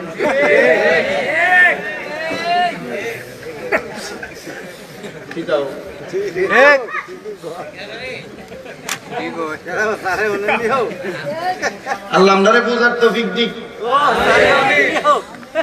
আল্লাহ আমরারে বুঝার তৌফিক দিক, আমিন কর। এ মুসলমান ইমানদার, বড় সতর্কতার সাথে সাথে ইসলামী বিধিবিধানগুলো মানার চেষ্টা করবেন, মাইনা চলার চেষ্টা করবেন। বলে হুজুর কেন গো, কেন মাইনা চলবো? কারণ মানার মাধ্যমে আপনি জান্নাত পাইবেন, আপনি নাজাত পাইবেন। আর একটু বলার চেষ্টা করি আপনাদেরকে এই ব্যাপারে, আপনারা আপনাদের স্ত্রীদেরকে মোহাব্বত করবেন, ভালোবাসবেন। আবার অনেকে যারা দুইটা বিয়ে করছেন, বউ দুইটা আছে, কষ্টিতেছে আপনারা কামে লাগবো মনে হইতেছে। দুইটা বিবাহ করলে একটারে ভালো পড়ান, একটারে ভালো খাবান, আর একটারে ভালো করে পড়ান না। আমার নিজের এলাকার এক চাচার বউ আমার মাঝে মাঝে রাস্তা দিয়ে আসার সময় দাঁড়ায় বিচার দেয়, তোমার চাচাটারে কই একটু বোঝানোর চেষ্টা করো যে তো হুজুর মানুষ, এলাকার মানুষ বিচার দিবে, স্বাভাবিক কথা, এটা চলতে পারে, ঠিক না? আমাদের এই যে 5 আগস্টের পরে আমাদের এলাকার মেম্বার সব উনি চলে গেছেন এলাকা থেকে, এটা বুঝেন আপনারা কেন গেছে। এরপরে আরেক লোক মেম্বার মসজিদের সভাপতি, আগে মেম্বার সভাপতি ছিল, এরপর আরেক লোক হয়েছে। কয়দিন আগে এক মায়ের সাথে মোটামুটি মেলামেশা করছে যে বিয়া ছাড়া মায়ের পেটে 2 মাসের বাচ্চা। তো এর আগেও সরানের লেগে অনেক রকমের কথা হয়েছে। এখন এলাকার মানুষ আমার কিন্তু কইছে, আমার কয়েকজন যে তুমি সভাপতি, আমি দিই না, আমি এই বালা কাজে যাইতাম না, তো বড় কাজে যাইতাম না, কারণ আমার বাপ অন্য বাচ্চা রয়েছে। তো যে কথাই ছিলাম, তো আমার মানুষ এলাকার বিভিন্ন বিষয়গুলো জানায়। এই মসজিদের আমরা সেক্রেটারি কয়দিন পরে পরে আমার কইতো, আরে মসজিদের বেটা দোয়ান ভাই, দোয়ানের যে ভাড়ার টাকা এগুলো খাইয়ে দিতেছে। আসলে এমন লোক অনেকে, এই যে তারাবিটা গেল, ইমাম সাহেবরা তারাবি পড়াইছে, তারাবি কে তুললা মসজিদে রেখে দিচ্ছে, এমন বহুত কমিটিও তো আছে। কথা কন না, আসলে এমন বহুত কমিটি কে তুলছে দিলে গা ইমাম সাহেব তারাবি হাদিয়া, তারাবি দিয়ে পড়াইছে লইয়া দেবে। এখন এইটিয়া দিয়ে মসজিদের মোটর যে নষ্ট হয়ে গেছে ঠিক করে, মসজিদে 2টা পাঙ্খা লাগা, মসজিদের অ্যাকাউন্টে 10,000 রেখে দিছে, হুজুরে ঠিক মতো দিছে না। আসেনি এমন? আপনার যদি কোন আছে আছে, যদি কোন নাই আমি কম আছে, আসেনি? আলহামদুলিল্লাহ, এটা আপনাদের দোয়ার বটে। আমি সূরা তারাবি পড়াইছি, আমার মসজিদ কমিটি আমার ঈদের নামাজ 60,000 টাকা দিতে হাতে দিছে। চিন্তা করে দেখছেন, মসজিদ ছোট্ট, 300 মানুষ নামাজ পড়ে, জুমার নামাজ, এরা এত ইনসাফ ওয়ালা মানুষ। আলহামদুলিল্লাহ, এই এখান থেকে যে মুয়াজ্জিনদের ইমামরে দিছে, আমার কাছে সভাপতি এক হুজুর, আমি জানি এটা আপনার হক, কিন্তু তারও একটু ঈদের চাঁদ হিসাবে এটা থেকে দিছি 10,000 কইরা। আমনে আবার আমি বুঝছি আপনি ফেস ব্যাংকে লইতেছেন, আমার যদি আপনি নাও দিতেন আমি গিয়ে বুঝুন, আমি কিছু কইতাম না, কিন্তু ওয়াজ মাহফিলে গেলে আমি আবার এটা চাই, এবার এটাও চাইলেন আমি না জি না। তো সেই কথা ধারাবাহিকতায় আসে। আচ্ছা, এই করতেছি আমি যে কথা, তো স্ত্রীদেরকে মহব্বত, ওই বেডি আমার কি কইতেছে যে কাকা আপনার কাকারে কইেন, এবারে তো দ্বিতীয় বিবাহ করার পর ওই বউরের কাছেই থাকে, আমার বাবা ভরণ পোষণও দেয় না, ঈদে একটা জামা কাপড়ও দেয় না কাউরে, আবার একটু বুঝে কইেন। আমি ওই পুরুষদেরকে বলছি যারা 2টা বিবাহ করছেন, 2টা বিবাহ করা না জায়েজ না। যদি আপনি আপনার বেডিতে কইবো মা গো এবার তো আমরা লাইফে দেবো গা, না গো মহিলা শোনো, তুমি তোমার এই পুরুষকে যদি শান্তিতে রাখতে পারো, যদি তোমার পুরুষকে যদি অশান্ত না করো, যদি তোমার স্বামীর দায়িত্ব ঠিক মতো পালন না করো, এ দামায় 2টা বিয়ে করবো। কথা কয় না কেন? আপনার স্ত্রী যদি আপনার সন্তুষ্ট রাখে, আপনি জীবনে 2 বিয়ের চিন্তা করবেন না।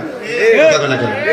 আপনি অশান্ত দিবেন, আপনি দেখবেন যারা যারা পরবর্তী 2টা বিয়ে করছে বা 2 বউ আছে জীবিত, মরে গেলে 2টা বিয়ে, দ্বিতীয় বিয়ে করলে এটা আরেক বিষয়, এটা জায়েজ আছে, না জায়েজ কিছু না। কিন্তু যে পুরুষেরা দ্বিতীয় বিয়ে করে বর্তমান বাংলাদেশে এখন বেশিরভাগ যে দেখেন প্রথম বইয়ের যন্ত্রণা থইরে আছে। তো আর প্রথমটা বুঝে কিন্তু ভালোই আছে, প্রথমটা দ্বিতীয়টার থেকে ভালো হয় কখন? দ্বিতীয়টা করার পর যখন এই জামাই দ্বিতীয় বউরে গুরুত্ব দেয়, তখন প্রথমটা একবারে ঠিক না? আগে পড়ছে ঠিক না? আচ্ছা, আল্লাহ আমাদের বোঝার তৌফিক দিক, আমিন। মনে রাখবেন, যারা 2 স্ত্রী গ্রহণ করেছে, 3 স্ত্রী গ্রহণ করেছে, তারা যদি একজন আরেকজনের উপর ইনসাফ না করে, একজনকে 500 টাকার জিনিস আরেকজনকে 700 টাকার জিনিস দেয়, এই ব্যাপারে বড় সতর্ক। নবী আমার বলে, যদি তোমরা ইনসাফ না করতে পারো তাহলে তোমরা কখনো দ্বিতীয় বিবাহতে আবদ্ধ হবে না। নবীজি কেন বলে? বেইনসাফের কারণে জাহান্নামের আগুনে জ্বলা লাগবে। তো আমার নবীজির একসাথে 4 জন স্ত্রী বিরাজমান। নবীজির ঘরে আসরের নামাজের সময় নবীজির 4 স্ত্রী নবীজির সামনে প্রশ্ন করে, ইয়া রাসূলুল্লাহ, আমরা 4 জন স্ত্রী আপনার সামনে, নবী আপনি বলেন না আমরা 4 জনের মধ্যে আপনি নবী কারে বেশি ভালোবাসে? সুবহানাল্লাহ বলেন।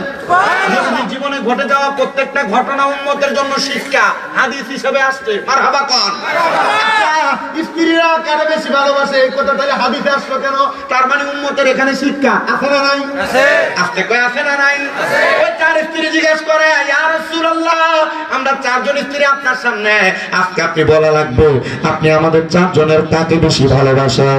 আমার নবীকে আজকে না আগামীকাল আসরের সময় উত্তর দেওয়া যাবে।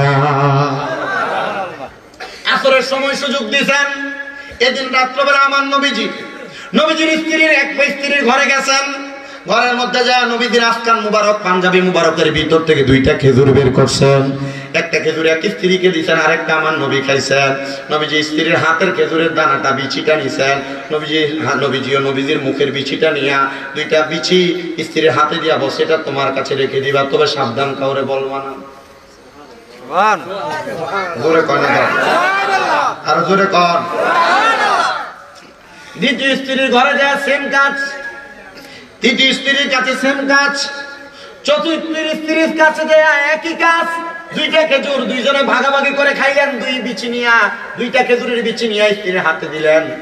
পরবর্তী দিন আমার নবীজি আসরের সময় 4জন স্ত্রী নবীজির সম্মুখে দাঁড়ানো দিঘা, ইয়া রাসূলুল্লাহ আজকে বলেন কারে বেশি ভালোবাসেন। আমার নবীজি সবাইকে বলে দিছে, কারোরটা কাউকে বলা যাবে না কয়টা খেজুরের বিচি দিছি। নবী আমার বলতেছে, যারে গতকালকে রাত্রবেলা 2টা খেজুরের বিচি দিছি তারে আমি নবী সব চাইতে বেশি ভালোবাসি। দেখে বড় স্ত্রীও হাসে, দ্বিতীয় স্ত্রীও হাসে, তৃতীয় স্ত্রীও হাসে, চতুর্থ স্ত্রীও হাসে। আসলে কি নবীজি এদেরকে কম বেশি ভালোবাসে না সমান সমান মনে রাখবেন। 2টা স্ত্রী গ্রহণ করলেও তাদেরকে সমানে সমানে ভালোবাসা লাগবে, তাদেরকে সমানে সমানে খাবার দেওয়া লাগবে, সমানে সমানে পোশাক দেওয়া লাগবে, সমানে সমানে আচরণ করা লাগবে। আল্লাহ তাআলা সমানে সমানে সুন্দর জিন্দেগি করার তৌফিক দান করুন। জোরে পড়েন আমিন। ওই নবী রাহমাতুল লিল আলামিন, নবীজির কলিজার টুকরা আম্মা জানের নাম হযরত মা আমেনা রাদিয়াল্লাহু তাআলা আনহা। জোরে কোন মারহাবা। ঈমান বলা যাবে না, নবীজির মা বাবার ঈমান ছিল না এটা বলা যাবে না। নবীজির মা বাবা স্বয়ং নবীজির কাছে ঈমান গ্রহণ করেছে। মারহাবা কোন মারহাবা। বলে হুজুর নবীজির আব্বারে তো নবী দেখে নাই, তাহলে কেমনে ঈমান গ্রহণ করেছে? আমার নবী বলে, আমি নবীজির আব্বা আমার নিজের আব্বা জানের গোরস্থানের সামনে দাঁড়াইছি, আর আমি নবীজি নিজে আমার আব্বা জানকে কালেমা পড়াইছি। ও বন্ধু, নবীজির মা জননী ডাক দিয়ে বলেন, আমার স্বামী হযরতে আব্দুল্লাহ, মারহাবা মারহাবা মারহাবা, আমার স্বামী হযরতে আব্দুল্লাহ, ওনার সাথে আমার বিবাহ এখনো হয় নাই। আমি আমার ঘরে ছিলাম, নবীজির নানার নাম ছিল হযরত ওহাব জোহরি। উনি বলেন, আমি নবীজির দাদা হযরত আব্দুল মুত্তালিবের বন্ধু ছিলাম, একসাথে আমরা চলাফেরা করতাম। তো আমার আব্দুল্লাহ যখন রাস্তা দিয়ে হেঁটে হেঁটে যাইতো, মক্কার বড় বড় বাদশা, বড় বড় ব্যবসায়ী মেয়েরা আমার আব্দুল্লাহর চেহারার দিকে তাকিয়ে থাকতো। তারা আমার আব্দুল্লাহকে ডাইরেক্ট বিবাহের প্রস্তাব দিত। বিয়ার সিস্টেম হইল মেয়ের পক্ষ থেকে বিবাহের প্রস্তাব দেওয়া। কার পক্ষ? মেয়ের পক্ষ থেকে বিবাহের প্রস্তাব দেওয়া। প্রস্তাব দিত হযরত আব্দুল্লাহ বলে, আব্বা জান আমাকে মক্কার মেয়েরা ডিস্টার্ব করে, আমার মক্কার মেয়েরা অত্যাচার করে। বলে কি? বলে তারা যেখানে আমাকে দেখে আমাকে বিবাহ করার প্রস্তাব দেয়। বলে আব্বা কারণটা কি? বলে যাও না তুমি পানির সামনে যা দাঁড়াও। পানির সামনে দাঁড়ানোর পর হযরত আব্দুল্লাহ বলে, আমি আমার পেশানির মধ্যে, আমার যে কপালের মধ্যে দেখলাম একটা নূরের আলো ঝলমল ঝলমল করে জ্বলতেছে। বলে এটা অন্য কোনো কিছু না, এটা হলো নূরে মুহাম্মদী, আল্লাহর হাবিব মুহাম্মদুর রাসূলুল্লাহর নূর আমার কপালের মধ্যে, যেটা আদম আলাইহিস সালাতু ওয়াস সালাম থেকে হযরত আব্দুল্লাহ পর্যন্ত এসেছে। হযরত আব্দুল্লাহর বিবাহের প্রস্তাব যখন ঘোরাফেরা করেন, হযরত আব্দুল মুত্তালিব নবীজির দাদা চিন্তিত হইয়া মক্কা শরীফে দেখবেন, মক্কা শরীফের পাশে এমন ভাবে ওয়ালের মধ্যে একটা ব্যারিকেড দেওয়া আছে, যেটারে বলা হয় হাতিমে কাবা। বেশি দিন না, মাত্র 5 মাস আগে আমি এটা দেখে আসছি। ওই হাতিমে কাবার সাথে হেলাম দিয়া আব্দুল মুত্তালিব চিন্তা করতেছে, নবীজির নানা ভাই হযরত ওহাব জড়িয়েছে। জিজ্ঞাসা করো, দোস্ত আপনাকে চিন্তাগ্রস্ত দেখা যায়, চিন্তা করেন কেন? বলে চিন্তা করি আমার সন্তান হযরত আব্দুল্লাহর কথা। বলে কেন? বলে আমার 10টা সন্তানের মধ্যে এই সন্তানটা বড় আকর্ষণীয়। আল্লাহ তাআলা এই সন্তানের ব্যাপারে আমাকে বলেছিলেন যে এই সন্তানটা হবে মুহাম্মদুর রাসূলুল্লাহর আব্বাজান। বলে হ্যাঁ আব্বাজান, তো জানতে পারছি, বুঝতে পারছি। বলে তাহলে কেন চিন্তা করে? বলে আমার সন্তানকে মক্কার বড় বড় সম্পদওয়ালার মাইয়ারা বিয়ার প্রস্তাব দেয়, আমি কি করব বুঝি না। আমার সন্তানকে কোন মাইয়ার সাথে বিবাহ দিব? তবে ওহাব জোহরি রে, আমার দোস্ত মানুষ তুমি, তোমার তো একটা কন্যা সন্তান আছে আমেনা, তুমি যদি রাজি হও, তোমার মেয়েটা বড় পর্দাশীল, আমার সামনে আসে না, তোমার মেয়েটা এমন ভাবে চলাফেরা করে, তুমি চাইলে আমার ছেলেটার সঙ্গে তোমার মেয়ের বিবাহ বন্ধনে আবদ্ধ করাইতে পারি। সুবহানাল্লাহ, জোরে কইলাম সুবহানাল্লাহ। মহব্বত না, মায়া না? বিবাহের প্রস্তাব হয়ে গেছে। হযরত আমেনা হযরত আব্দুল্লাহকে দেখো লাগে নাই, বিবাহ করে ফেলছেন। হযরত আমেনা ডাক দিয়া কয়, বিবাহ বন্ধনের পরে হযরত আব্দুল মুত্তালিব নিজেই বলতেছেন, বাসর ঘরে প্রবেশ করার পর পরবর্তী দিন আমি যখন বের হইলাম, বের হওয়ার পর যেই মেয়েরা আমারে বিবাহের প্রস্তাব দিত তারা আমার চেহারার দিকে তাকাচ্ছে না। আমি বিবাহ করার পর এবার আমি বিকাল বেলা আমার আব্বাজানকে প্রশ্ন করলাম, আমার আব্বাজান, গতকালকে যেই ঘটনা ঘটতো আজকে এই ঘটনা ঘটে না, বলে কারণ কি? বলে মেয়েরা আমার দিকে তাকায় না, আগে তাকাইতো, আমাকে বিবাহের প্রস্তাব দিত, আজকে দেয় না। বলে এবার হযরত আব্দুল মুত্তালিব বলে, আব্বা, এই মেয়েরা তোমার পাগল ছিল না, এই মেয়েরা তোমার পেশানির মধ্যে যে নূরে মুহাম্মদী ছিল, এই মেয়েরা সেই নূরে মুহাম্মদীর পাগল ছিল। এরা জানতো তোমার সঙ্গে বিবাহ হইলে তারা মুহাম্মদুর রাসূলুল্লাহর মা হতে পারবে। বলে আমার নূরে মুহাম্মদী কোথায়? বলে রে তাওরাত কিতাবের ঘোষণা, وَإِذْ قَالَ عِيسَى ابْنُ مَرْيَمَ مِنْ بَنِي إِسْرَائِيلَ إِنِّي رَسُولُ اللَّهِ إِلَيْكُمْ مُصَدِّقًا لِمَا بَيْنَ يَدَيَّ مِنَ التَّوْرَاةِ وَمُبَشِّرًا بِرَسُولٍ يَأْتِي مِنْ بَعْدِي اسْمُهُ أَحْمَدُ। জোরে কোন মারহাবা। তাওরাত কিতাবে ওই নবীর আগমনের কথা সরাসরি ঘোষণা দেওয়া, ওই কিতাবে নিজে লিপিবদ্ধ করে হযরতে আব্দুল্লাহ যখন মা আমেনার সঙ্গে বিবাহ বন্ধনে আবদ্ধ হয়ে বাসর করে গেছে, মা আমেনা হযরত আব্দুল্লাহর কপালে একটা চুম্বন করছে, বাবা আব্দুল্লাহ মা আমেনার কপালে একটা চুম্বন করছে। ওই চুম্বনের সাথে সাথে বাবা আব্দুল্লাহর কপাল থেকে নূরে মুহাম্মদী মা আমেনার রেহেমের মধ্যে চলে গেছে। ওই মা আমেনা দুনিয়ার জমিনের মধ্যে সন্তান জন্ম দিয়েছে মুহাম্মদুর রাসূলুল্লাহ। দামি না কম দামি? দামি। আর কেমন দামি? আল্লাহর কোরআন কয়, হুয়াল্লাযী আরসালা রাসূলাহু বিল হুদা ওয়া দীনিল হাক্কি লিইয়ুযহিরাহু আলাদ দীনি কুল্লিহি ওয়ালাউ কারিহাল মুশরিকুন। মারহাবা। এই রাসূলকে আল্লাহ তাআলা হেদায়েতের বাণী সত্য ধর্ম নূর দিয়ে পাঠাইছে। মারহাবা কন্যা। ওই নবীজির নূরের আলোকে অনেকে তাদের ফু দ্বারা বন্ধ করে দিতে চায়। আল্লাহ কয় এরা কেউ না, এরা মুশরিক, এরা বেঈমান। আর ওই মুহাম্মদুর রাসূলুল্লাহ বলে জগতের মানুষ, আমি নবী আগমন করার পর থেকে সত্য ধর্মের দাওয়াত দেওয়া যায়। তোমরা যদি সত্য ধর্ম পালন করো তাহলে তোমরা তিনটা কাজ বেশি বেশি করো। বলে কোন তিনটা কাজ করব? বলে এক নাম্বার, ওয়া'বুদুল্লাহ ওয়া লা তুশরিকু বিহি শাইআ ওয়া বিল ওয়ালিদাইনি ইহসানা। তোমরা আল্লাহ তাআলার ইবাদত করো, আল্লাহর সঙ্গে শিরক করো না। তোমাদের পিতা মাতার খেদমত করো, পিতা মাতার খেদমত করো, পিতা মাতার প্রতি ইহসান করো। কিন্তু বর্তমান সমাজ এমন পচা, এমন নিকৃষ্ট, এমন নিচে নেমে গেছে, সন্তান বিবাহ করার পর মা বাবার এতটা বাধ্যগত থাকে না। বলে হুজুর আমরা তো বাধ্যগত, আমি সবার কথা বলি না, যারা অবাধ্য আমি তাদের কথা বলতেছি। মনে রাখবেন আল্লাহ তাআলার সন্তুষ্টি অর্জন করার জন্য আল্লাহর ইবাদত, শিরিক মুক্ত ইবাদত এবং মা বাবার খেদমত এটা আপনার জন্য জরুরি। বর্তমান সমাজের মধ্যে মা বাবার খেদমত করব দূরের কথা, সমাজের মধ্যে মা বাপরে ভাত খাওয়ানি নিয়ে দ্বন্দ্ব হয়, মা বাবার খানা নিয়ে দ্বন্দ্ব হয়, মা বাপরে কার ঘরে রাখবে এটা নিয়ে বিচার বসে, দরবার বসে। আমি আপনাদের সবার কাছে বলবো, যারা মা বাপকে জুদা করে দিতেন, আলাদা করে দিছেন, পারলে দেন আপনার পাও আমার সামনে দেন, আমি স্বামীর যখন চিপা লাগে আপনার পা পরিষ্কার করে দিব।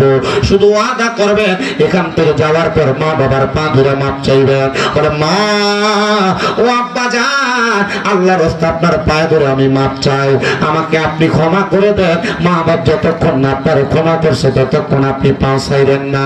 কারণ মা বাবার জন্য টাকা পয়সা খরচ করলে দাম কমে না, সম্মান কমে না, ইজ্জত কমে না। অনেক সন্তান মা বাপরে আলাদা করে দিছে, জুদা করে দিছে, এক সপ্তাহ বের করে আরেক সপ্তাহ বের করে ভাগ করে করে খানা খায়। আর মা বাপ তো তোমরা 3 ভাই 4 ভাইকে লালন পালন করছে, কেমনে তোমরা ওই মা বাপরে লালন পালন করো না, দাদা করে দাও। এ পর্দার অন্তরালের মহিলারা, তোমাদের যাদের শ্বশুর শাশুড়ির তোমরা খাওয়াও না, জুদা করে দাও, তুমি হইলা বোকা। বলে হুজুর কেন? মনে রাখবা কোন স্বামী যদি তার মা বাপরে খাওয়ায় তার ইনকামে বরকত হয়। কারণ একটা সন্তান যদি তার মা বাবার পেছনে মাত্র এক দেড়হাম খরচ করে, মানে বাংলা 1 টাকা 2 টাকা 5 টাকাও খরচ করে, আল্লাহ তাআলা ওই সম্পদকে লক্ষ কোটি গুণ বাড়ায়া সন্তানের কাছে ফেরত দিয়া দেয়। সন্তান আবদার করি, পায়ে হাত দিয়া বলি, আম্মা আব্বার প্রতি একটু সদাচরণ করে, আম্মা আব্বার প্রতি একটু মায়ার নজর দিও।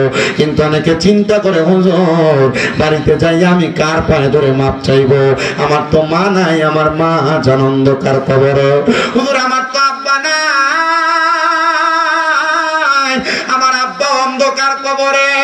এতে 2 দিন আগে ঈদুল ফিতর চলে গেল, ভাইয়ের জন্য কাপড় কিনছো, বউয়ের জন্য কাপড় কিনছো, তোমার মাইয়ার জন্য কাপড় কিনছো, কিন্তু তুমি তোমার মার জন্য একটা কাপড় কিনতে পারো নাই। কেমনে কিনবা? মা অন্ধকার কবরে। কিন্তু মা চিরা কাপড় রাস্তার মধ্যে টাকা পয়সা বাইন্দা বাইন্দা তোমার মানুষ করছে। ওই মারে তুমি একটা কাপড় কিনা সন্তান পরাইতে পারো নাই। হায় রে, নিজের জন্য তুমি প্যান্ট শার্টের সাথে সুন্দর একটা পাঞ্জাবিও কিনছিলা, কই আব্বার লাগে তো একটা পাঞ্জাবি কিনতে পারো নাই, কিনা পরাইতে পারো নাই। আব্বা অন্ধকার কবরে। তোমার আব্বারে তো একটা লুঙ্গি কিনা পরাইতে পারো নাই, পরাইবা কেমনে? তোমার আব্বা তো অন্ধকার কবরে। সন্তান আবদার করবো রে, ওই মা বাপ যদি কবরে থাকে, রব্বির হামহুমা কামা রব্বায়ানি সগীরা বলে দোয়া করবা। আমার নবী কয়, কোন সন্তানের মা মারা যাওয়ার পরে, বাবা মারা যাওয়ার পর যদি রব্বির হামহুমা কামা রব্বায়ানি সগীরা বলে কান্দে, চোখের মণিকোটার মধ্যে একটা মাছির মাথা পরিমাণ পানি চাইরা দিয়া কান্দে, ওই পানি মাটিতে পড়ার আগে আমার আল্লাহ তার মা বাবার জীবনের গুনাহ মাফ করে দেয়। আমি জানি না এই সন্তানগুলা কেমনে বাড়িতে আইসা মারে না দেখা তাদের সময় কাটছে, বাপরে না দেখা তাদের সময় কাটছে। আর তাদের মা বাপ বাইচে আছে, তোমরার কাছে আবদার করি, তোমরা বাড়িতে দেয়া মাপ চাইও। মনে রাখো, মা বাবার পায়ে ধরলে দাম কমে না, সম্মান কমে না, ইজ্জত কমে না। মা বাবার পায়ে ধরলে আল্লাহ তাআলা তোমার সম্মান, তোমার ইজ্জত বাড়াইয়া দিব। অনেকে চিন্তা করে, হুজুর যারার বাড়িতে আব্বা আছে তারা বাড়িতে যায় বাবার পায়ে ধরে মাপ চাইবো। আমার তো আব্বা নাই, আমি কার পায়ে ধরে মাপ চাইবো? হুজুর ঈদের দিনে কত সন্তান তাদের বাবার পায়ে ধরে সালাম করছে, আমি আমার আব্বা জানার পায়ে ধরে সালাম করতে পারি নাই। হুজুর কার পায়ে ধরে সালাম করবো? আব্বা তো অন্ধকার কবরে। অনেকে চিন্তা করে, হুজুর যাদের বাড়িতে মা আছে তারা বাড়িতে যাই আমার পায়ে ধরে মাপ চাইবো, আমার তো মাও নাই, আমি কার পায়ে ধরে মাপ চাইবো? মনে রাখবেন সন্তান, আম্মা আব্বা যদি কবরে থাকে, আম্মা আব্বার বয়সী এলাকাতে যারা আছে তাদেরকে সম্মান করবা, তাজিম করবা, ইজ্জত করবা। দেখবা আমার আল্লাহ তাআলা তোমাদেরকে অসংখ্য রহমত, অসংখ্য বরকত দান করে। সামনে আবার কুরবানির ঈদ আগমন করবে। অনেক মা বাবা বড় কষ্ট করে কুরবানিতে সন্তানকে গোশত খাওয়াইছে, কিন্তু যে সন্তানের মা নাই, যে সন্তানের বাবা নাই, সন্তান এখন কুরবানি দেওয়ার মতো সামর্থ্য হয়েছে, বড় গরু কুরবানি দেয়, কিন্তু মা বাবার মুখে এক টুকরা গোশত তুলে খাওয়াইতে পারে না। করবে কেমনে? মা বাবা অন্ধকার কবরে। আমি সবার কাছে আবদার করব, যদি পারেন বৃহস্পতিবার আসরের নামাজের পর থেকে শুক্রবার মাগরিবের আগ পর্যন্ত সপ্তাহে একবার হইলেও মা বাবার কবরের সামনে দেয়া দাঁড়াইবেন, মাসে একবার হইলেও মা বাবার কবরের সামনে দেয়া দাঁড়াইবেন, বছরে একবার 2বার হইলেও মা বাবার কবরের সামনে দেয়া দাঁড়াইবেন। আর আল্লাহর কাছে হাতটা বাড়ায় বাড়ায় দোয়া করবেন, আল্লাহ আমার মারে মাফ করে দাও, আমার আব্বারে মাফ করে দাও। আপনারা বলেন সন্তানের দোয়া তো আল্লাহ কবুল করে, আপনি আমি দোয়া করলে আল্লাহ তাআলা আপনার মা বাপরে মাফ করতে পারে কি পারে না? মা বাপ বাইচা থাকলে মা বাপরে খাওয়াইতা পড়াইতা, কিন্তু মা বাপ অন্ধকার কবরে। এই জান্নাতের বাগান অনন্তপুর উকিল সাহেবের বাড়ির যুবকদের উদ্যোগের মাহফিল 7 বছর হয়। আমাকে উনি বলেছেন, হুজুর আগামী বছর মাহফিলটা করতাম। অনেকের মা নাই, বাবা নাই, অনেকে ভাই ব্রাদার আত্মীয় স্বজনের জন্য দোয়া চায়। হুজুর আগামী তো এই দোয়ার ইন্তজামটা করবো, হুজুর একটু দোয়া করবেন আমরা যেন মাহফিলটা করতে পারি। এমন কোনো সন্তান যদি থাকেন, হুজুর আগামী বছর মাহফিলটা হবে, হুজুর মাহফিলের প্যান্ডেল লাইটিং এর খরচটা আমি দিয়া দিব। আমি একজন, আমার মা নাই, আমার বাবা নাই, আমার জন্য খাস করে একটু দোয়া করবেন। আমি 10,000 টাকা আগামী বছর দেব। কেউ যদি থাকেন, আমি মুনাজাত করে দোয়া করে বিদায় নিয়ে নিব।